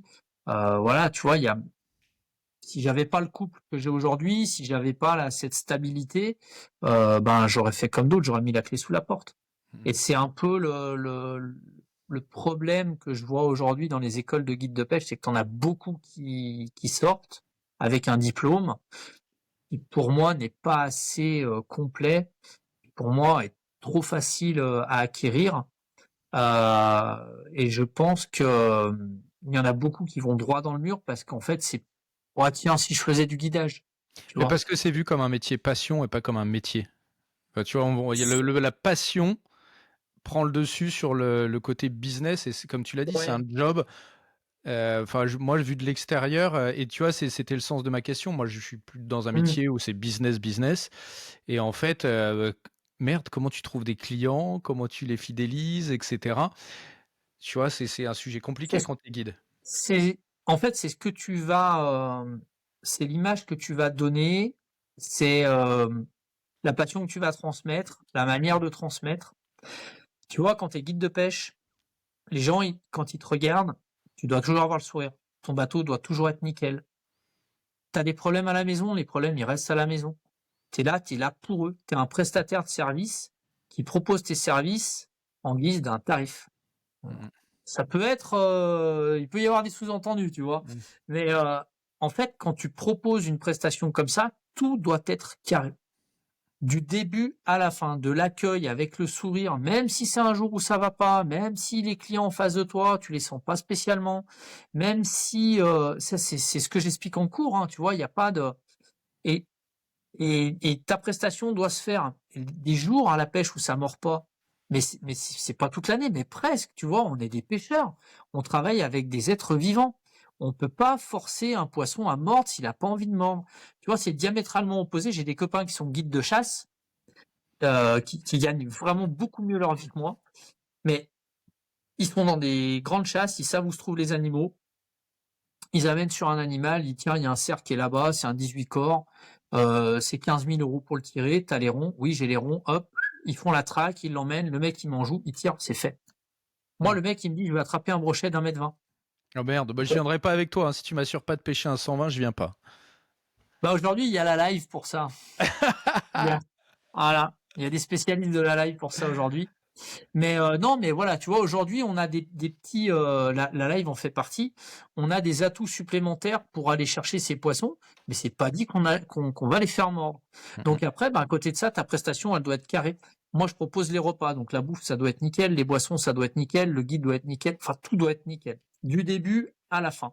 Et en fait, le gars, quand il a passé une bonne journée, quand il a eu ce pourquoi il est venu, eh ben le coup d'après, il va en parler à un copain qui va en parler à un autre copain, qui va en parler à un autre, à un autre, à un autre, c'est le bouche à oreille. Et puis après, ben, tu as peut-être, tu vois, pour mettre en avant un guide de pêche, un podcast, comme tu le fais. Tu vois, ça permet, moi, d'ailleurs, merci beaucoup pour ça, parce que ça permet de mettre en exergue un métier qui est un peu marginal parfois, qui peut être vu comme un métier marginal. Et voilà, tu vois, tu te mets en avant. Après, tu as les revues, tu as les rencontres que tu peux faire. Et tout ça, mis bout à bout, en plus de ton travail, normalement, ça doit amener quand même à une certaine réussite. OK. Après, tu as des gars, euh, ils vont commencer ça, ils vont se mettre à 200%, ça va marcher. Et quand ils voient que à côté de ça, ils sont en train de perdre leur femme, ils sont en train de perdre, de plus voir leurs gamins, de plus avoir une vie de famille normale, ben les mecs ils vont lâcher prise. Ou t'as des gars qui vont se lasser du guidage, ou t'as des gars qui vont dire bah j'y prends plus de plaisir. Et tu vois, c'est ce que je te disais tout à l'heure. Si moi je prends plus de plaisir avec des mômes, ou si je prends plus de plaisir à emmener des gens à la pêche, j'arrêterai, je ferai autre chose. Mhm. Parce que je veux pas que ce soit une contrainte. Je le fais avec le cœur, je le fais à 200. Je vis mon métier, mais je m'éclate. J'ai la vie dont je rêvais, mais je me la suis construite. Et voilà, c'est vraiment un conseil que je peux donner aux jeunes qui veulent commencer, c'est que tout est possible, mais il faut vous donner les moyens. Et si vous voyez que vous n'y arrivez pas, faites attention à ce que vous faites parce que vous allez droit dans le mur. C'est le meilleur moyen pour détester sa passion, arrêter la pêche, avoir que des problèmes, s'endetter. Enfin, c'est vraiment le revers de la médaille des guides. Des guides qui travaillent pour de vrai, en France, on n'est pas 50 000, hein, malheureusement. Pour Des toi, il y guides en a qui font combien qui vivent que du guidage? C'est difficile à dire. En mer, il y a quand même une bonne population de guides qui bossent. En eau douce, après, le truc, c'est que c'est tronqué, justement, tu vois, par les réseaux sociaux, par des gens qui sont un peu plus médiatisés. T'as des mecs qui font pas de bruit, mais ils bossent très bien en guidage. Voilà. C'est pas le tout d'être sur Facebook, d'être, voilà. Mais t'as des gars qui réussissent. Franchement, je sais pas. Avec l'école, j'ai pas les chiffres. Peut-être que mon pote Yoad pourra me les donner. J'aurais peut-être dû me renseigner avant. Je sais pas. En tout cas, je peux te dire que de tous les élèves que j'ai déjà formés sur le centre, euh, il y a peut-être 10% de guides. D'accord. Et encore 10%, 10% c'est beaucoup. Il y a Ok. peut-être 5% de guides qui sont réellement guides. Parce qu'après, les gars ont le diplôme, ils font un petit peu de guidage dans l'année. Tu vois, ils vont faire leurs 10-15 guidages et ils en ont assez. Puis après, tu as des gars, ils vont aller bosser en fédé. Tu as des gars qui vont devenir animateurs en fédé, ça c'est très bien. Tu as des gars qui vont aller travailler dans le monde de la pêche, les magasins de pêche, qui vont bifurquer sur, je sais pas, de l'élevage ou voilà. Mais des jeunes qui vont vraiment sortir et devenir guides. Après, le truc qui est un peu en essor, c'est les guides qui vont à l'étranger. Mhm. Voilà, avec des belles destinations comme l'Espagne, la Suède ou quoi. Mais c'est toujours pareil, ça dure qu'un temps, tu vois. C'est des jeunes qui arrivent, ben ils vont avoir envie de se marier, ils vont avoir envie de construire une famille, ils vont peut-être avoir un moment envie de retourner en France. Voilà, tu vois. Enfin, la vie fait que mener une vraie vie de guide de pêche, c'est pas si simple. Et voilà. Ok. Faut envoyer. Faut Ok. pas avoir peur des horaires. Allez, on va passer à la suite de Oui. l'épisode. Je sollicite les gens que j'interviewe sur leurs plus beaux souvenirs de pêche. J'ai eu, comme tu as écouté, tu as vu que j'ai eu des choses différentes. C'est quoi le plus beau souvenir de pêche de Jimmy Mestrello? Et il va falloir faire un choix. Ah, tu me poses une colle, je te dirais bien Joker comme le genre, mais on va dire que je spoilie. Non, non, non. Euh, alors, j'ai un chouette souvenir de pêche. J'en ai plein, putain, j'en ai plein des souvenirs. Ouais, mais je suis sûr, si tu fermes les yeux, tu vois, moi, je me suis prêté l'exercice. Non, mais Si j'en je ai un. ferme les yeux, j'en ai un qui revient d'office, tu vois. J'en ai un. C'est c'est le premier Bonefish de ma femme. Ah, Et j'en ai plein d'autres, hein, je pourrais t'en citer, mais j'en ai des centaines des souvenirs comme ça. C'est notre premier voyage en Floride. On part avec un pote à Patrick qui est guide de pêche sur les Keys. On part pêcher les permites, les bonefish sur les flats. Et on attaque des poissons, enfin, super galère, la pêche compliquée et tout, les poissons qui fuient. Et ma nana qui pêche, hein, ma femme qui pêche, le guide lui dit tu veux pêcher? Oh non, j'ai pas envie, j'ai pas envie, j'ai pas envie. Et au bout d'un moment, elle dit tiens, allez, donne-moi une canne. Elle prend une canne et le guide lui dit tu lances où tu veux.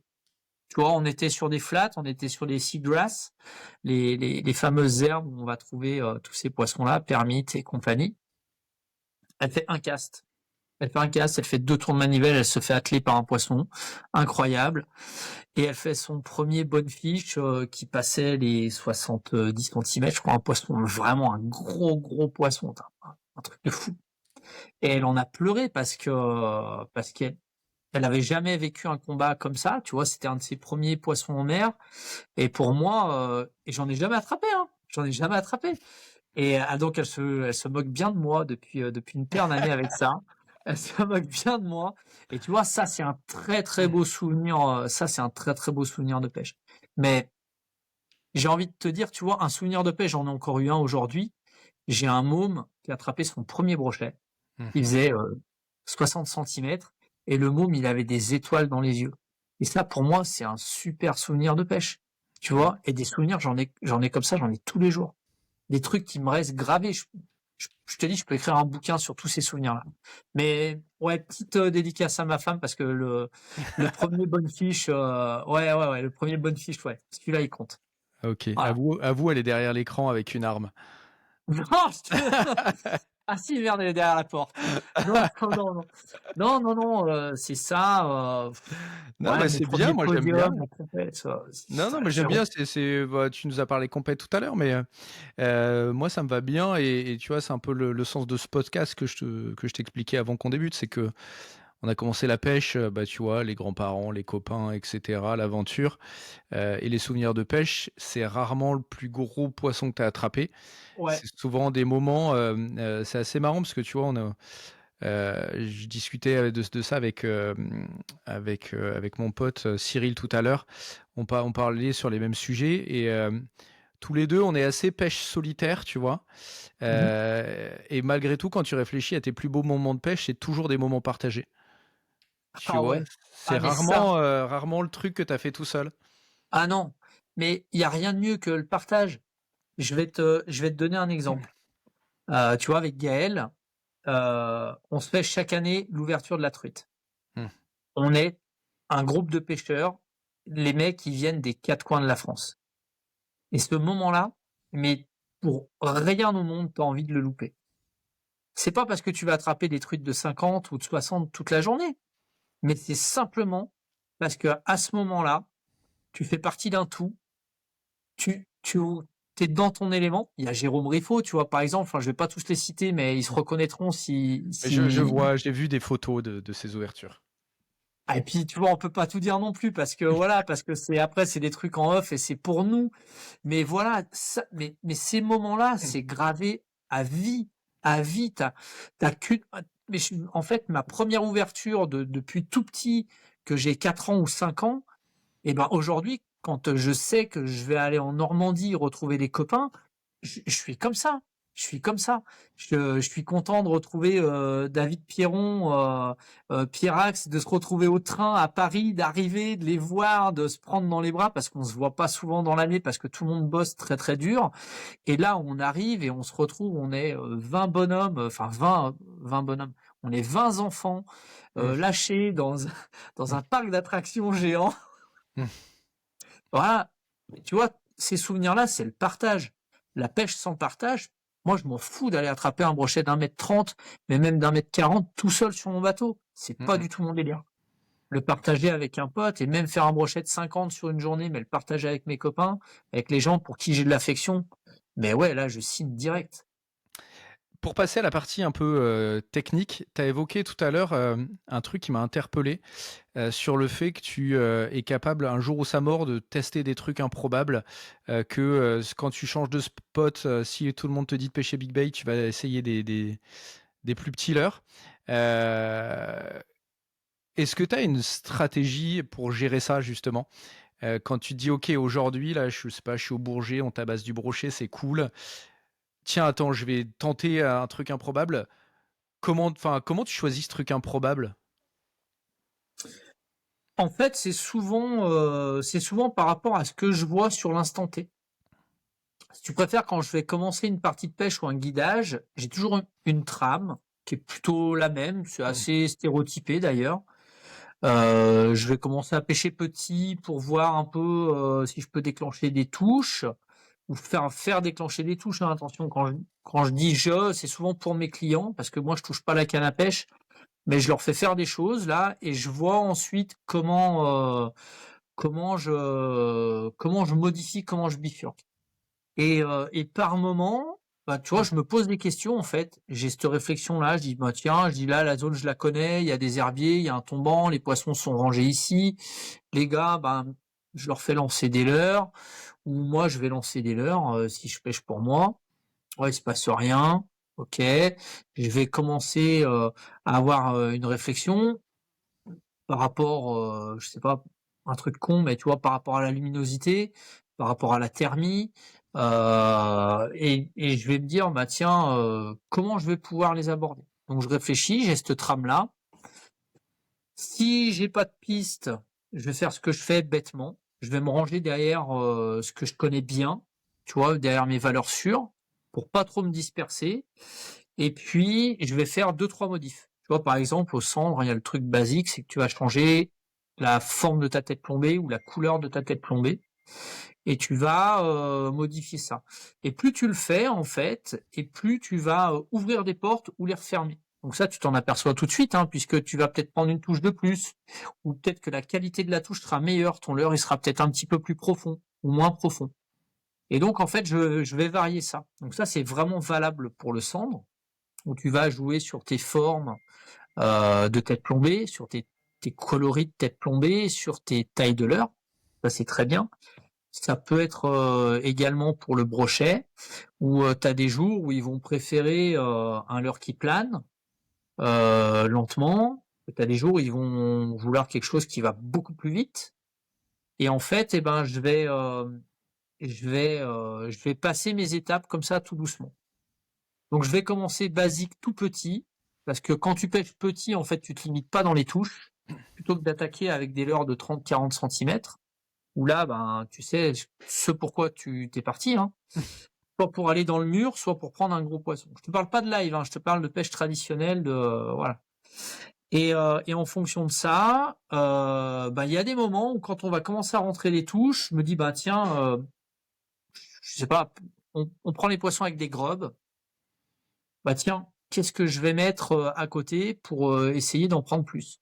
Bah, je vais peut-être mettre un gros swim. Je vais peut-être mettre, je vais rester, tu vois, sur une thématique un peu comme ça, et je vais aller pour voir. Mais par contre, quand je le fais du début à la fin. C'est-à-dire que je vais pas accrocher un leurre, essayer 30 secondes, et dire oh non, finalement c'est pas bon, j'arrête. J'y vais, même si je vais dans le mur. Tant pis, c'est pas grave, mais j'y vais. Au moins comme ça, je sais que cette porte-là, je peux la refermer définitivement. Il n'y a pas besoin d'y revenir. Et en fait, je fais souvent ça, et ça réussit, et parfois ça réussit pas. Pour être tout à fait honnête, il y a même pas mal de fois où ça réussit pas, parce qu'en fait, le truc il est tellement simple qu'il est devant tes yeux et que c'est pas la peine de faire mieux parce que tu peux pas. Voilà. Et les rares fois où ça fonctionne, c'est en guidage, c'est souvent les clients qui vont trouver la solution sans le savoir. Ok. Et ça, j'adore. J'adore parce que ils se rendent pas toujours compte de ce qu'ils font. Et souvent, ça vient surtout d'un type d'animation ou d'une vitesse de récupération. Et moi, j'ai des yeux là-dessus. Et je le vois. Et je vois les mecs ce qu'ils font. Et il y en a un qui prend plus de poissons que l'autre. Et ça vient pas du leur. Ça vient juste de sa manière d'animer. Ça vient juste de son angle. Tu vois, c'est des détails, en fait. Et quand on est à ce niveau-là, ben, c'est les détails qui priment. Et c'est tous ces petits détails là mis bout à bout qui font que tu vas réussir à déclencher un poisson. Et un peu plus, et un peu plus, et un peu plus. Donc à partir de ce moment-là où je vois qu'il y a un truc qui marche, je vais vraiment m'engouffrer là-dedans. Et pareil, je vais y aller à fond. Si c'est, je te dis, je sais pas, une pêche au jerkbait minnow, eh ben on va y aller à fond dedans. On va y aller à un vrai moment pour, pas pour rincer la zone, mais pour vraiment bien cibler toutes les techniques qu'on peut mettre en œuvre par rapport à un leurre. Tu vois, la pêche au jerk, c'est vaste, hein. Jerk minnow, c'est pas que lancer, ramener bêtement un poisson nageur. Il y a tout le reste, il y a les animations, il y a les Twitch, tout ça. Et ça peut avoir une vraie valeur ajoutée. Ok. Ça mis de côté, le lendemain, sur une deuxième pêche, bah, tu rattaques avec le même schéma et tu dis hier ça a marché, on va repartir de cette base-là et on va voir. Et après, ben, tu suis ta trame. Et puis, ben, après, ben, tu bifurques à gauche, à droite. Et voilà. Et après, je laisse faire les choses. Et moi, à côté de ça, je vais faire un truc complètement différent d'eux. Si la pêche, elle se fait au jerkbait, moi, je vais aller pêcher au lipless. Tu vois, c'est Ok. ça quand je te dis je vais essayer autre chose. Bah oui, oui, oui. Je vais essayer complètement autre chose pour m'ouvrir peut-être une nouvelle porte. Parce que je vais peut-être prendre un poisson ou deux, ou je vais peut-être pas en prendre du tout. Mais si je commence à en prendre et à trouver un truc qui marche, je vais peut-être prendre plus de poissons qu'eux, ou je vais peut-être prendre des plus gros. Hmm. Et Voilà, du coup, tu tu vas vois. pouvoir aiguiller ton Et équipage. voilà. Et après, ben, je vais amener mes gars vers ça en lui disant, tiens, j'ai pris 2, 3 poissons avec ça, essaye ce leurre, continue de pêcher comme ça. Et hop, là, j'en ai déjà un deuxième qui va sur une deuxième technique. Lui, il s'en fout, il attrape des poissons. Lui, ce qu'il importe, c'est d'attraper les poissons, c'est de se faire plaisir. Peu importe qu'il ait un leurre souple, qu'il ait un jerkbait, qu'il ait voilà. Si par contre après il me dit ah, moi j'ai vraiment envie de pêcher qu'avec je sais pas un soft, enfin un shad, ok, pêche au shad. Par contre si tu prends pas de touche avec ton shad, reviens sur le lipless et tu continueras à prendre des poissons. Et je dis si tu veux continue à prendre des poissons et moi je m'occupe du shad. Donc je vais prendre un shad, je vais aller faire des animations, je vais trouver des tailles, des trucs comme ça. Si je vois que ça gratouille, que c'est pas terrible, je vais revenir sur la première pêche et puis inversement, tu vois, et je vais étager ma pêche comme ça. Ça, c'est dans le meilleur des cas. Dans le pire des cas, eh ben, tu prends pas de poisson et tu fais comme tout le monde. Tu dis c'est la faute du soleil, c'est la faute de la pluie, c'est la faute du guide. Faut toujours dire, les gars, écoutez-moi, faut toujours dire c'est la faute du guide. Si on prend pas de poisson, c'est souvent parce que le guide trouve pas la solution. Et ça, c'est vrai, tu vois. Et je me cache jamais Et comme derrière tous la les pluie. guides, ta réponse était ah ouais, mais la semaine dernière, c'était la folie. Ah ouais, mais ça, non mais même pas, mais hier, vous seriez venus hier, les gars. Hier, c'était le feu. C'était le feu. Bah, tu vois, je vais te raconter une anecdote. Là, on a fait un tournage avec Season sur la pêche des brochets en lac alpin, enfin, sur la pêche en lac alpin. La veille que les gars de Season arrivent, sans pêche à la live, on fait 4 poissons mètrés dans la journée. Et on fait que des vaches. On fait que des vaches, on fait que des gros poissons, tu vois, une moyenne à 110 hein, quand même. Donc vraiment un truc incroyable. La semaine avant, ça a été le feu. Le dernier jour de pêche, le vent tourne, les conditions changent complètement. Et je dis aux gars de Season, je dis demain vous allez arriver, on va faire 0 poisson, on va se vautrer. Je vous le dis, on va se vautrer. Il me dit mais non, on fait des poissons depuis le début de la semaine et tout. Ben ils sont arrivés le lendemain, on a fait 2 brochettes 50.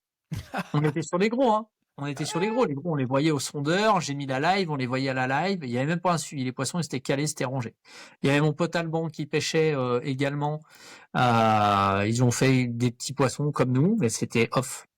Et voilà. Et tu vois, on a attaqué 3 jours de tournage dans le dur. Les mecs de Season partent, le vent change, les conditions redeviennent comme avant, et on se remet à prendre du poisson. Et On ça, a je peux le hâte dire. de voir cet épisode sur Season. Ah ouais, bah la fine équipe, vous vous rappellerez de ça, ça sort je sais pas quand, mais là on finit les tournages, là on va au lac Clément la semaine prochaine et on va essayer de faire quelque chose de bien. Mais c'est rigolo, ouais, on se marre bien en tout cas. Ok. Tu vois, encore une fois, c'est du partage. Il y a une technique de pêche, là on est parti sur le brochet, mais ça peut être autre chose, que tu trouves sous-coté. Euh, alors, il y a un truc qui est sous-coté, et je vais pas te parler de brochet, je vais te parler de truite. Il y a beaucoup de gens qui critiquent les truites arc-en-ciel en disant c'est les poissons de voilà, peut-être ben toi aussi. Voilà. Tu vois, ben, c'est bien, tant mieux. Ben, je suis bien content que tu critiques ça parce qu'on va pouvoir J'assume. en parler. Et en fait, tu vois, dans la truite arc-en-ciel, moi je vois un truc génial, c'est que tout le monde est capable d'en prendre. Ça peut faire plaisir à tout le monde et amener d'une certaine manière, ça peut être un truc de malade. Et je peux t'expliquer ça parce que j'ai fait pendant quelques années de l'AREA Mhm. et c'est une technique de pêche qui est ultra difficile à mettre en œuvre.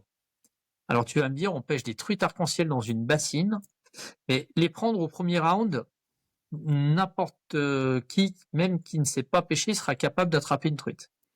Par contre, quand tu les as déjà piqués 4 fois, 5 fois, 6 fois, 7 fois, et que tu dois continuer ta compétition sur ces poissons et toujours enregistrer les touches et toujours rentrer des poissons, là je peux te dire que ça devient ultra difficile. Et à ce petit jeu-là, attraper une truite arc-en-ciel qui est pour certains le poisson le plus con de la création, eh ben je peux te dire que c'est ultra difficile. Et là-dedans, tu vois, je vais souvent pêcher en Italie parce que les Italiens sont très très forts sur ces pêches-là, ils sont vraiment très très forts et je vais m'entraîner en Italie avec ces mecs-là pour performer un peu plus en France. Et bah, ils te foutent des volets. Les mecs, c'est pas compliqué. Je suis arrivé en Italie avec les mêmes a priori que toi, en disant, tu parles, c'est des truites arc-en-ciel, tu vas voir, quand je vais leur balancer mes leurres, ça va être facile, les ritales, je vais les manger. C'est pas exactement ça que je pense, mais on pourra en reparler si tu veux. Mais je te jure que après avoir fait une saison de compétition en Italie, je peux te dire qu'il y a vraiment une technique pour attraper des poissons, surtout quand ils sont difficiles.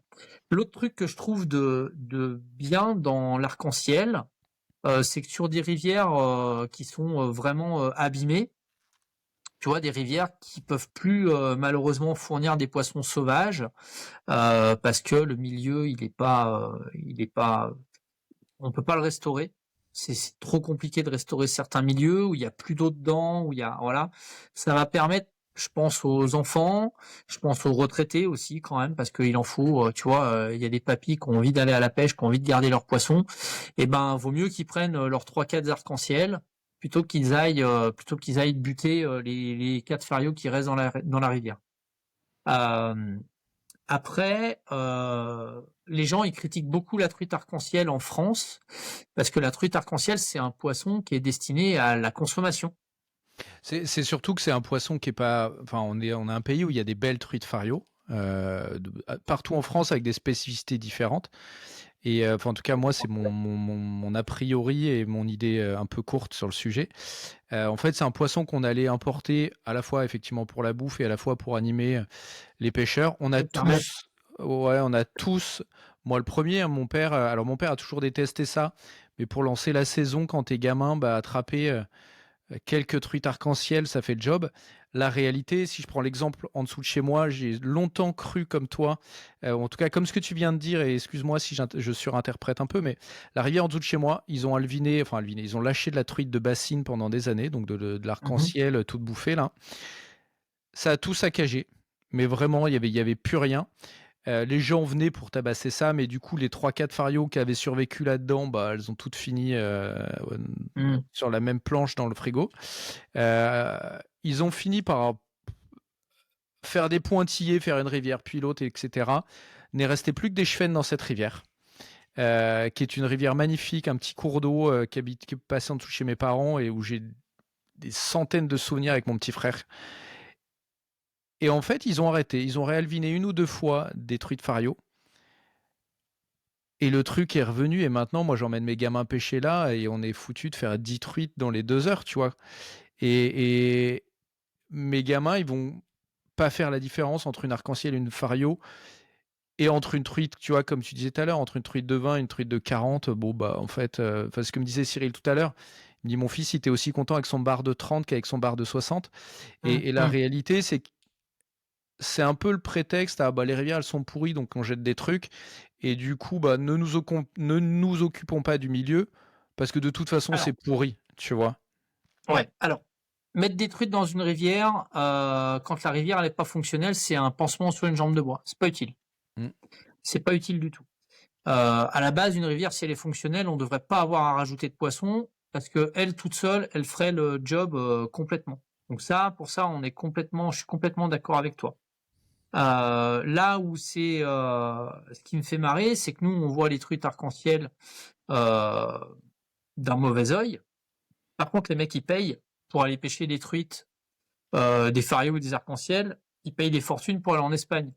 Ils payent des fortunes pour aller dans plein d'autres pays en Europe pour aller prendre des truites qui sont des truites d'élevage. Mm. Sauf qu'elles sont bien élevées. Ah Sauf bah qu'elles oui. sont bien élevées.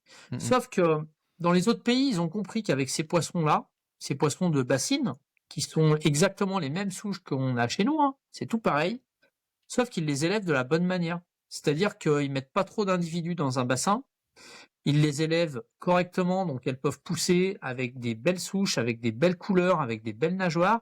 Et là, tout d'un coup, bah, tout le monde dit, ah, c'est un poisson magnifique, c'est un poisson de sport, c'est somptueux. Et là, je vais aller payer mon permis 40 balles ou 50 balles la journée pour aller en Autriche, pour aller en Slovénie, pour aller en Espagne, pour aller à Perpète. Voilà. Donc tu vois, c'est le même poisson, pas mis dans les mêmes conditions, c'est les mêmes rivières. C'est des rivières qui sont pas toutes fonctionnelles, parce qu'il faut pas croire que les rivières à l'étranger, elles sont toutes fonctionnelles. C'est juste qu'ils ont compris qu'il y avait un business là-dessus, et que ces poissons-là, ils étaient travaillés un petit peu mieux que ce que nous on fait. Nous, la culture française, tu l'as souligné, c'était la truite de la kermesse, c'était la truite que tu baignais une bassine comme ça pour aller contenter les vieux, et c'est ok. Les gamins sont contents, mais sur le principe, je suis pas d'accord avec ça non plus. On est bien d'accord, parce que ça résout pas le problème. Le problème à la base, c'est d'avoir un milieu fonctionnel.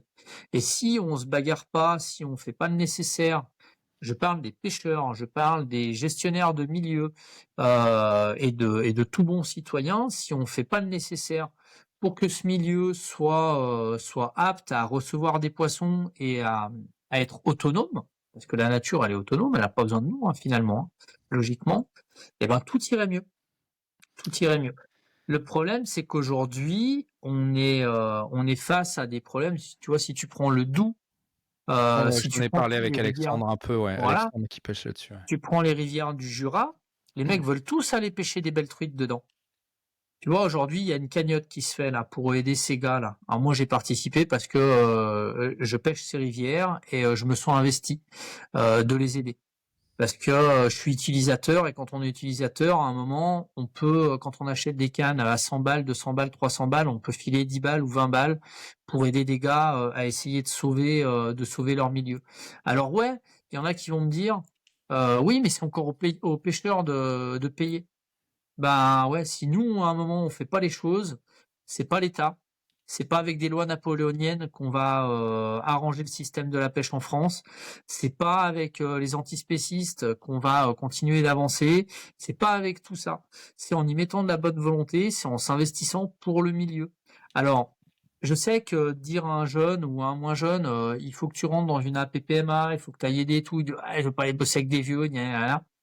Ouais, mais il y a un moment, si, excuse-moi, je vais parler mal, mais si on se bouge pas le cul et qu'on fait pas les choses nous, il y a rien qui se fera. Et des truites arc-en-ciel, ben c'est tout ce que tu auras à pêcher dans ta rivière, parce que il y aura rien d'autre à faire. Et tu iras pêcher des chevènes et des truites arc-en-ciel, parce que ils vont baigner ça une fois en début de saison et il y aura rien d'autre. Par contre, je reviens sur mes truites arc-en-ciel que j'aime bien quand même. Ah ouais, non, mais je vais les défendre. Je vais les défendre parce Bah, que vas-y, c'est un vas-y. délit de sale gueule. C'est un délit de sale gueule et c'est quand même un poisson qui est incroyable. Pour les avoir pêchés à l'étranger, c'est quand même des poissons de fou. Alors ouais, c'est vrai que c'est moins glamour quand toi, il y a plein de mecs qui me disent, mais Jim, toi qui pêches des rivières sauvages, des trucs magnifiques, comment tu fais pour aller t'enfermer dans des bassines? Bah déjà, c'est de la compétition. Donc c'est pas de la pêche loisir, c'est de la compète. Il y a énormément de technicité. Malgré tout ce qu'on peut en dire, j'invite Là-dessus, vraiment. je suis d'accord. Là-dessus, je suis assez d'accord. Voilà. La première année que j'ai commencé la compétition, j'ai tellement pris une baffe technique que j'ai investi, mes mecs, j'ai jamais autant investi dans du matériel de pêche que pour la truite. J'ai fait venir des cannes du Japon. Ah ouais. Ah non, mais j'ai des collections de leurres, mon pauvre, mais tu n'imagines même pas. J'étais en rapport direct avec des Japonais. Euh, qui montaient des cannes sur mesure, enfin des trucs de fou. J'y passais mes nuits, je me réveillais à 2 heures du matin pour faire des commandes au Japon, à l'heure où eux mettaient les produits en ligne pour pouvoir en avoir. Parce que de l'autre côté, tu as les Allemands, les Roumains, les Tchèques qui sont à fond dans ces techniques, qui étaient aussi sur Internet pour essayer de commander ces leurs.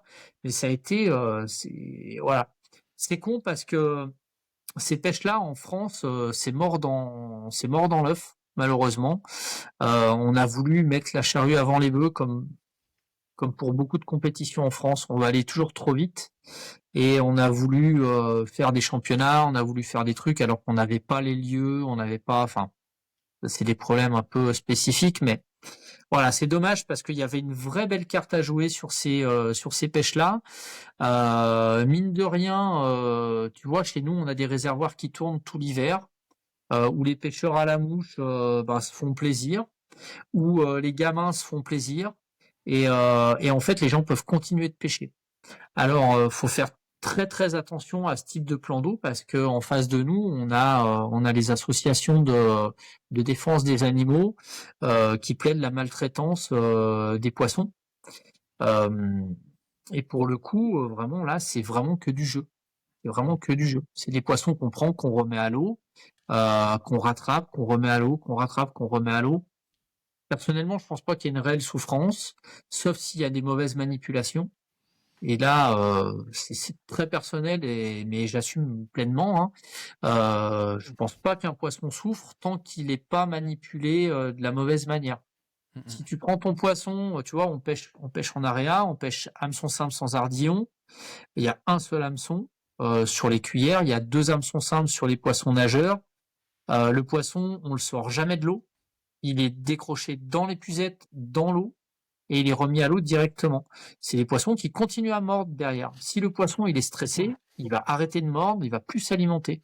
Là, c'est les poissons que tu peux rattraper. Donc finalement, tu te dis que tant que c'est bien fait, il n'y a pas spécialement de problème. De plus, ces poissons-là dans les réservoirs, il faut bien comprendre que c'est des poissons qui sont là après pour l'abattage. Donc après, derrière, quand tu as fait tes belles compétitions, quand tous les pêcheurs à la mouche, ils se sont donné bonne conscience à dire moi je pêche en 10 centièmes, sans ardillon, machin, nana, et ben le vieux qui va passer, enfin le vieux, pardon, c'est pas péjoratif pour les anciens, mais le pêcheur, non mais je dis le vieux parce qu'on a ce cliché-là, mais il faut le dépoussiérer, parce que tu as des jeunes, ils vont leur taper sur la tête de la même manière. Tu as des gamins de 14-15 ans, ils vont arriver, ils vont mettre un coup de bombette, la truite elle va arriver, bim, coup de matraque sur la tête, Jean-Jacques Gourdin, bienvenue à bord, et voilà. Après, moi, je stigmatise pas ça parce que pour le coup, moi, ça m'arrive de garder du poisson déjà, petit 1, je suis à l'aise Ouais, avec moi ça. aussi. Il y a eu longtemps ce truc élitiste dans la pêche de il y a le no-kill contre les autres et les autres, c'est tous des pas bien, tu vois. Et petit 1, le no-kill, c'est quand même assez récent. Moi, quand j'étais gamin, il y avait le no-kill, mais que pour la mouche ou la carpe. Tu vois, le reste, on gardait. Et c'est aussi ça l'essence de la pêche à la base, quoi. Donc c'est un sujet qui est compliqué. Je suis pas sûr d'avoir la bonne réponse, mais voilà, je veux vraiment faire attention à ça. En tout cas, moi, il en est que quand je veux garder du poisson, je le garde, je le consomme et ça me fait super plaisir de manger le poisson que j'ai pêché. Voilà. J'ai pas de problème avec ça.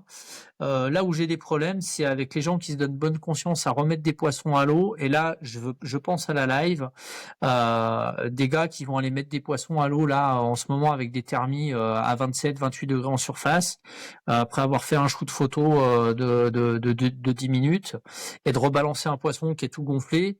Ouais, qui va mettre 4 coups de nageoire, qui va se mettre à 5 mètres et puis qui va remonter 10 minutes après parce qu'il est tout gonflé.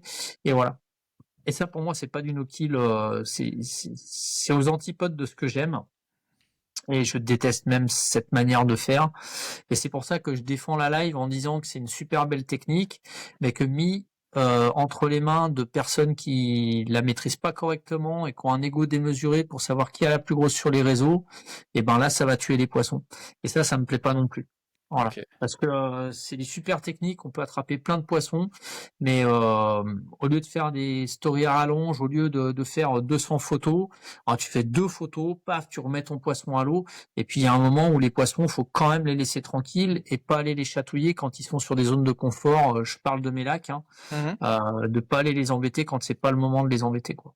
Mais J'ai entendu qu'autour du live, il y avait beaucoup de conflits justement autour de ça et que j'ai entendu parler d'histoires de pneus crevés, etc. Enfin, de trucs un peu violents. ouais, Parce qu'il y a les pour, il y a les anti. C'est un sujet compliqué et je veux pas trop rentrer dans la polémique. mmh, mmh. Mais du coup, donc toi, tu pratiques. Ce que tu es quand même en train de me dire, c'est qu'il y a des conditions qui sont mieux que d'autres et aller sortir un brochet maintenant. Mais du coup, c'est la même chose pour le gars qui pêcherait sans live et qui va te sortir un brochet pour faire 40 photos, tu vois. La Oui, oui, température il est n'y la a pas même, quoi. spécialement besoin d'avoir une live pour aller tuer un poisson quand c'est pas le moment de le prendre. J'ai envie de te dire, tu vas dans une rivière en ce moment où tu n'as pas les bonnes thermies, où les truites, elles sont stressées à mort, mais elles ont quand même besoin de manger. Bah, tu vas aller prendre une truite dans de l'eau qui est à 17, 18, 20, 25 degrés. Bah, ce sera la même chose. Et là, on n'a pas parlé de live. Les gens, en fait, ils parlent de la live parce que c'est le sujet un peu du moment, mais il y a tellement d'autres problèmes où tu peux faire mourir des poissons parce que tu fais des mauvaises manipulations, parce que tu sors tes poissons de l'eau trop longtemps. C'est pas la live qui tue, c'est les comportements.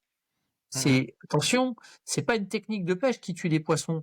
On n'est pas en train de parler de pêche au filet, de pêche électrique ou de trucs comme ça.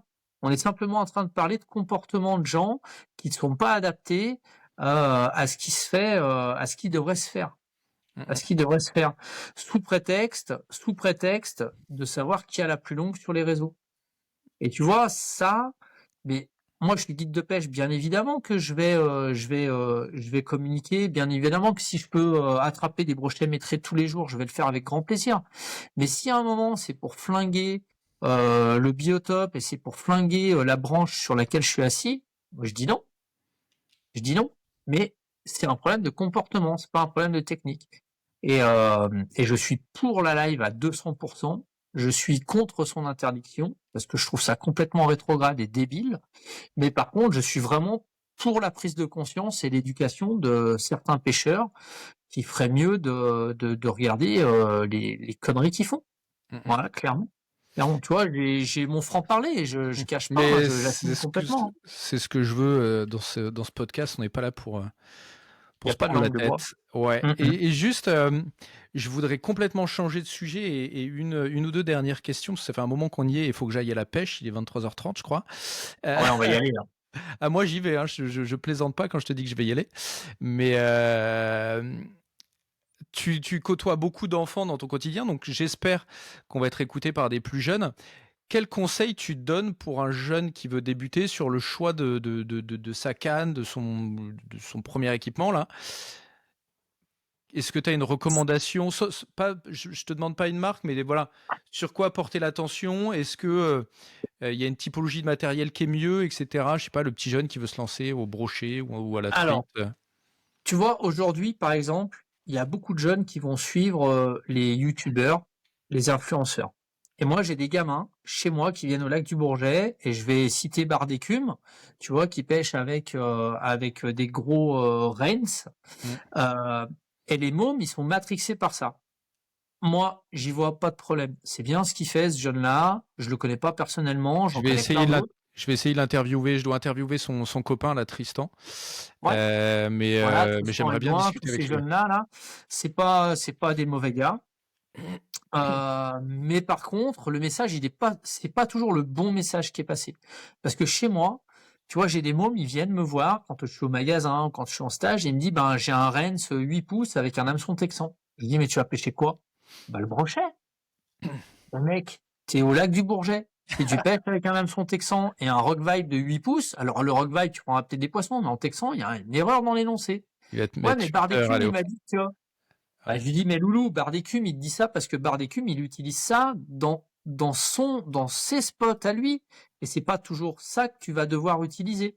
Donc, tu vois, souvent, les gamins, ben, ils sont influencés et ce qu'ils font, c'est, je te dis, j'aime bien hein, les youtubeurs, j'ai pas spécialement de problème avec eux, mais c'est pas amené de la bonne manière pour tout le monde. Et tu vois, les gamins qui vont pas percuter, ils vont aller acheter ça sans trop comprendre.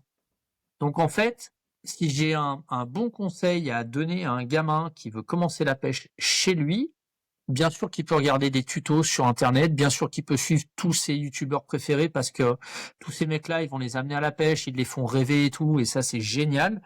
Mais je pense qu'il ferait mieux de passer au magasin de pêche ou au décathlon du coin, d'aller discuter avec les vendeurs du coin ou de discuter même avec un guide de pêche parce que tu vois, moi c'est pas parce que je suis guide que je donne pas des choses gratuites. Et très souvent, les mômes, ils repartent avec des sacs remplis de leurre, avec des cannes à pêche, des fois des moulinets. Et voilà, vaut mieux qu'ils se renseignent vraiment à l'échelle locale, de savoir qu'est-ce qu'il y a à attraper chez eux. Ça peut peut-être être plus des carpes, plus des sandres, plus des truites. Et en fonction de ça, adapter leur technique.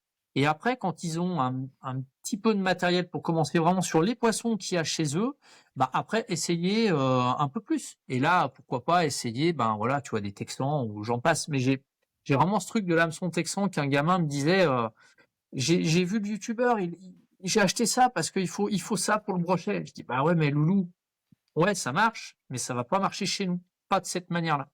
tu vois. Donc ouais, si un jeune il veut commencer, il vaut mieux qu'il se rapproche de l'association de pêche locale, des magasins de pêche locaux, des guides de pêche s'il y en a, et voir ce qui se passe, voir les espèces qu'il y a à pêcher. Comme ça, déjà, quand on débute, on peut débuter déjà avec des bonnes bases, tout en écoutant les conseils de certains youtubeurs qui sont pas mauvais. Ok, bon, super, ça me va bien. Du coup, t'as vu l'épisode avec Sylvain jusqu'au bout? Ouais, il me semble bien, ouais, je l'ai vu jusqu'au bout, ouais. Ok, à la fin, il propose un truc pour les auditeurs. Je voudrais te proposer un truc, mais je suis pas sûr que tu acceptes. Il nous a proposé une remise sur la boutique, etc. Bon, dans l'absolu, t'as pas de boutique, ou alors je sais pas. Non, j'ai pas de Ouais. boutique. Ah oui, ouais, il a fait une remise pour la Ouais. boutique, ouais. En revanche, j'aimerais bien, si tu peux, faire un truc pour un gamin. Je sais pas comment on peut faire ça. Est-ce que tu peux faire? Est-ce que tu veux ou pas? Je t'ai pas prévenu.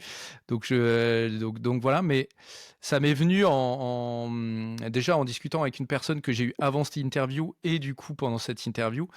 Euh, Est-ce qu'on pourrait pas faire un truc?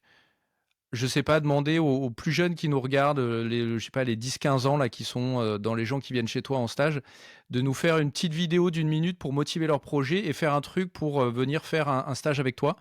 Et si oui, du coup, qu'est-ce qu'on pourrait faire? Eh ben, tu vois, c'est pas compliqué vu que c'est pour des mômes. En fonction de la vidéo, s'il y a une belle présentation d'un gamin, il peut venir passer une journée de pêche à la truite avec moi en rivière. Canon. Eh ben écoute, Et ça, c'est cadeau. ce qu'on va faire, c'est qu'on va demander à tous les 10-15 ans de nous envoyer une petite vidéo de moins d'une minute pour motiver leur projet. Je Ouais. mettrai mes coordonnées en commentaire et on choisira tous les deux si ça te va et on la mettra sur la chaîne sous réserve de consentement des parents, etc. Mais on fera un petit choix là d'ici une semaine ou deux après la Qui magnifique. viendra gagner ça? Et ben voilà, ça me va. Voilà. Je trouve ça super chouette. C'était pas prévu, hein, c'était un peu Ouais, improvisé. non, c'était pas prévu, mais Mais ça me du fait coup, plaisir, c'est pour les mômes. tu vois, ouais, 10-15 ans, une vidéo d'une minute, Ouais. vous nous l'envoyez et avec Jimmy, on la mettra en ligne pour bah, voilà, définir qui est le chanceux qui viendra passer une journée avec toi. Une journée de truite avec moi, c'est cadeau. Je l'emmène, il vient à la maison, il part toute la journée avec moi, il faudra qu'il me supporte. C'est peut-être pas gagné. Et on ira attraper des truites ensemble. Et vous nous enverrez quelques belles photos. Voilà, avec plaisir. Génial. Eh ben écoute, je suis super content. Je pense qu'on a battu un record en termes de durée. Mais je suis content parce que j'ai dit tout à l'heure que j'espérais passer les 2 heures, donc on n'en est pas loin. Merci à toi, merci pour tout le temps, merci pour ta franchise et ton franc-parler. Je suis très content de cet échange et voilà, on va garder le contact. J'ai plein d'autres idées. Avec plaisir, Yann. Merci à toi. Bonne soirée. Et puis, merci à vous de nous avoir écoutés. À plus. À plus.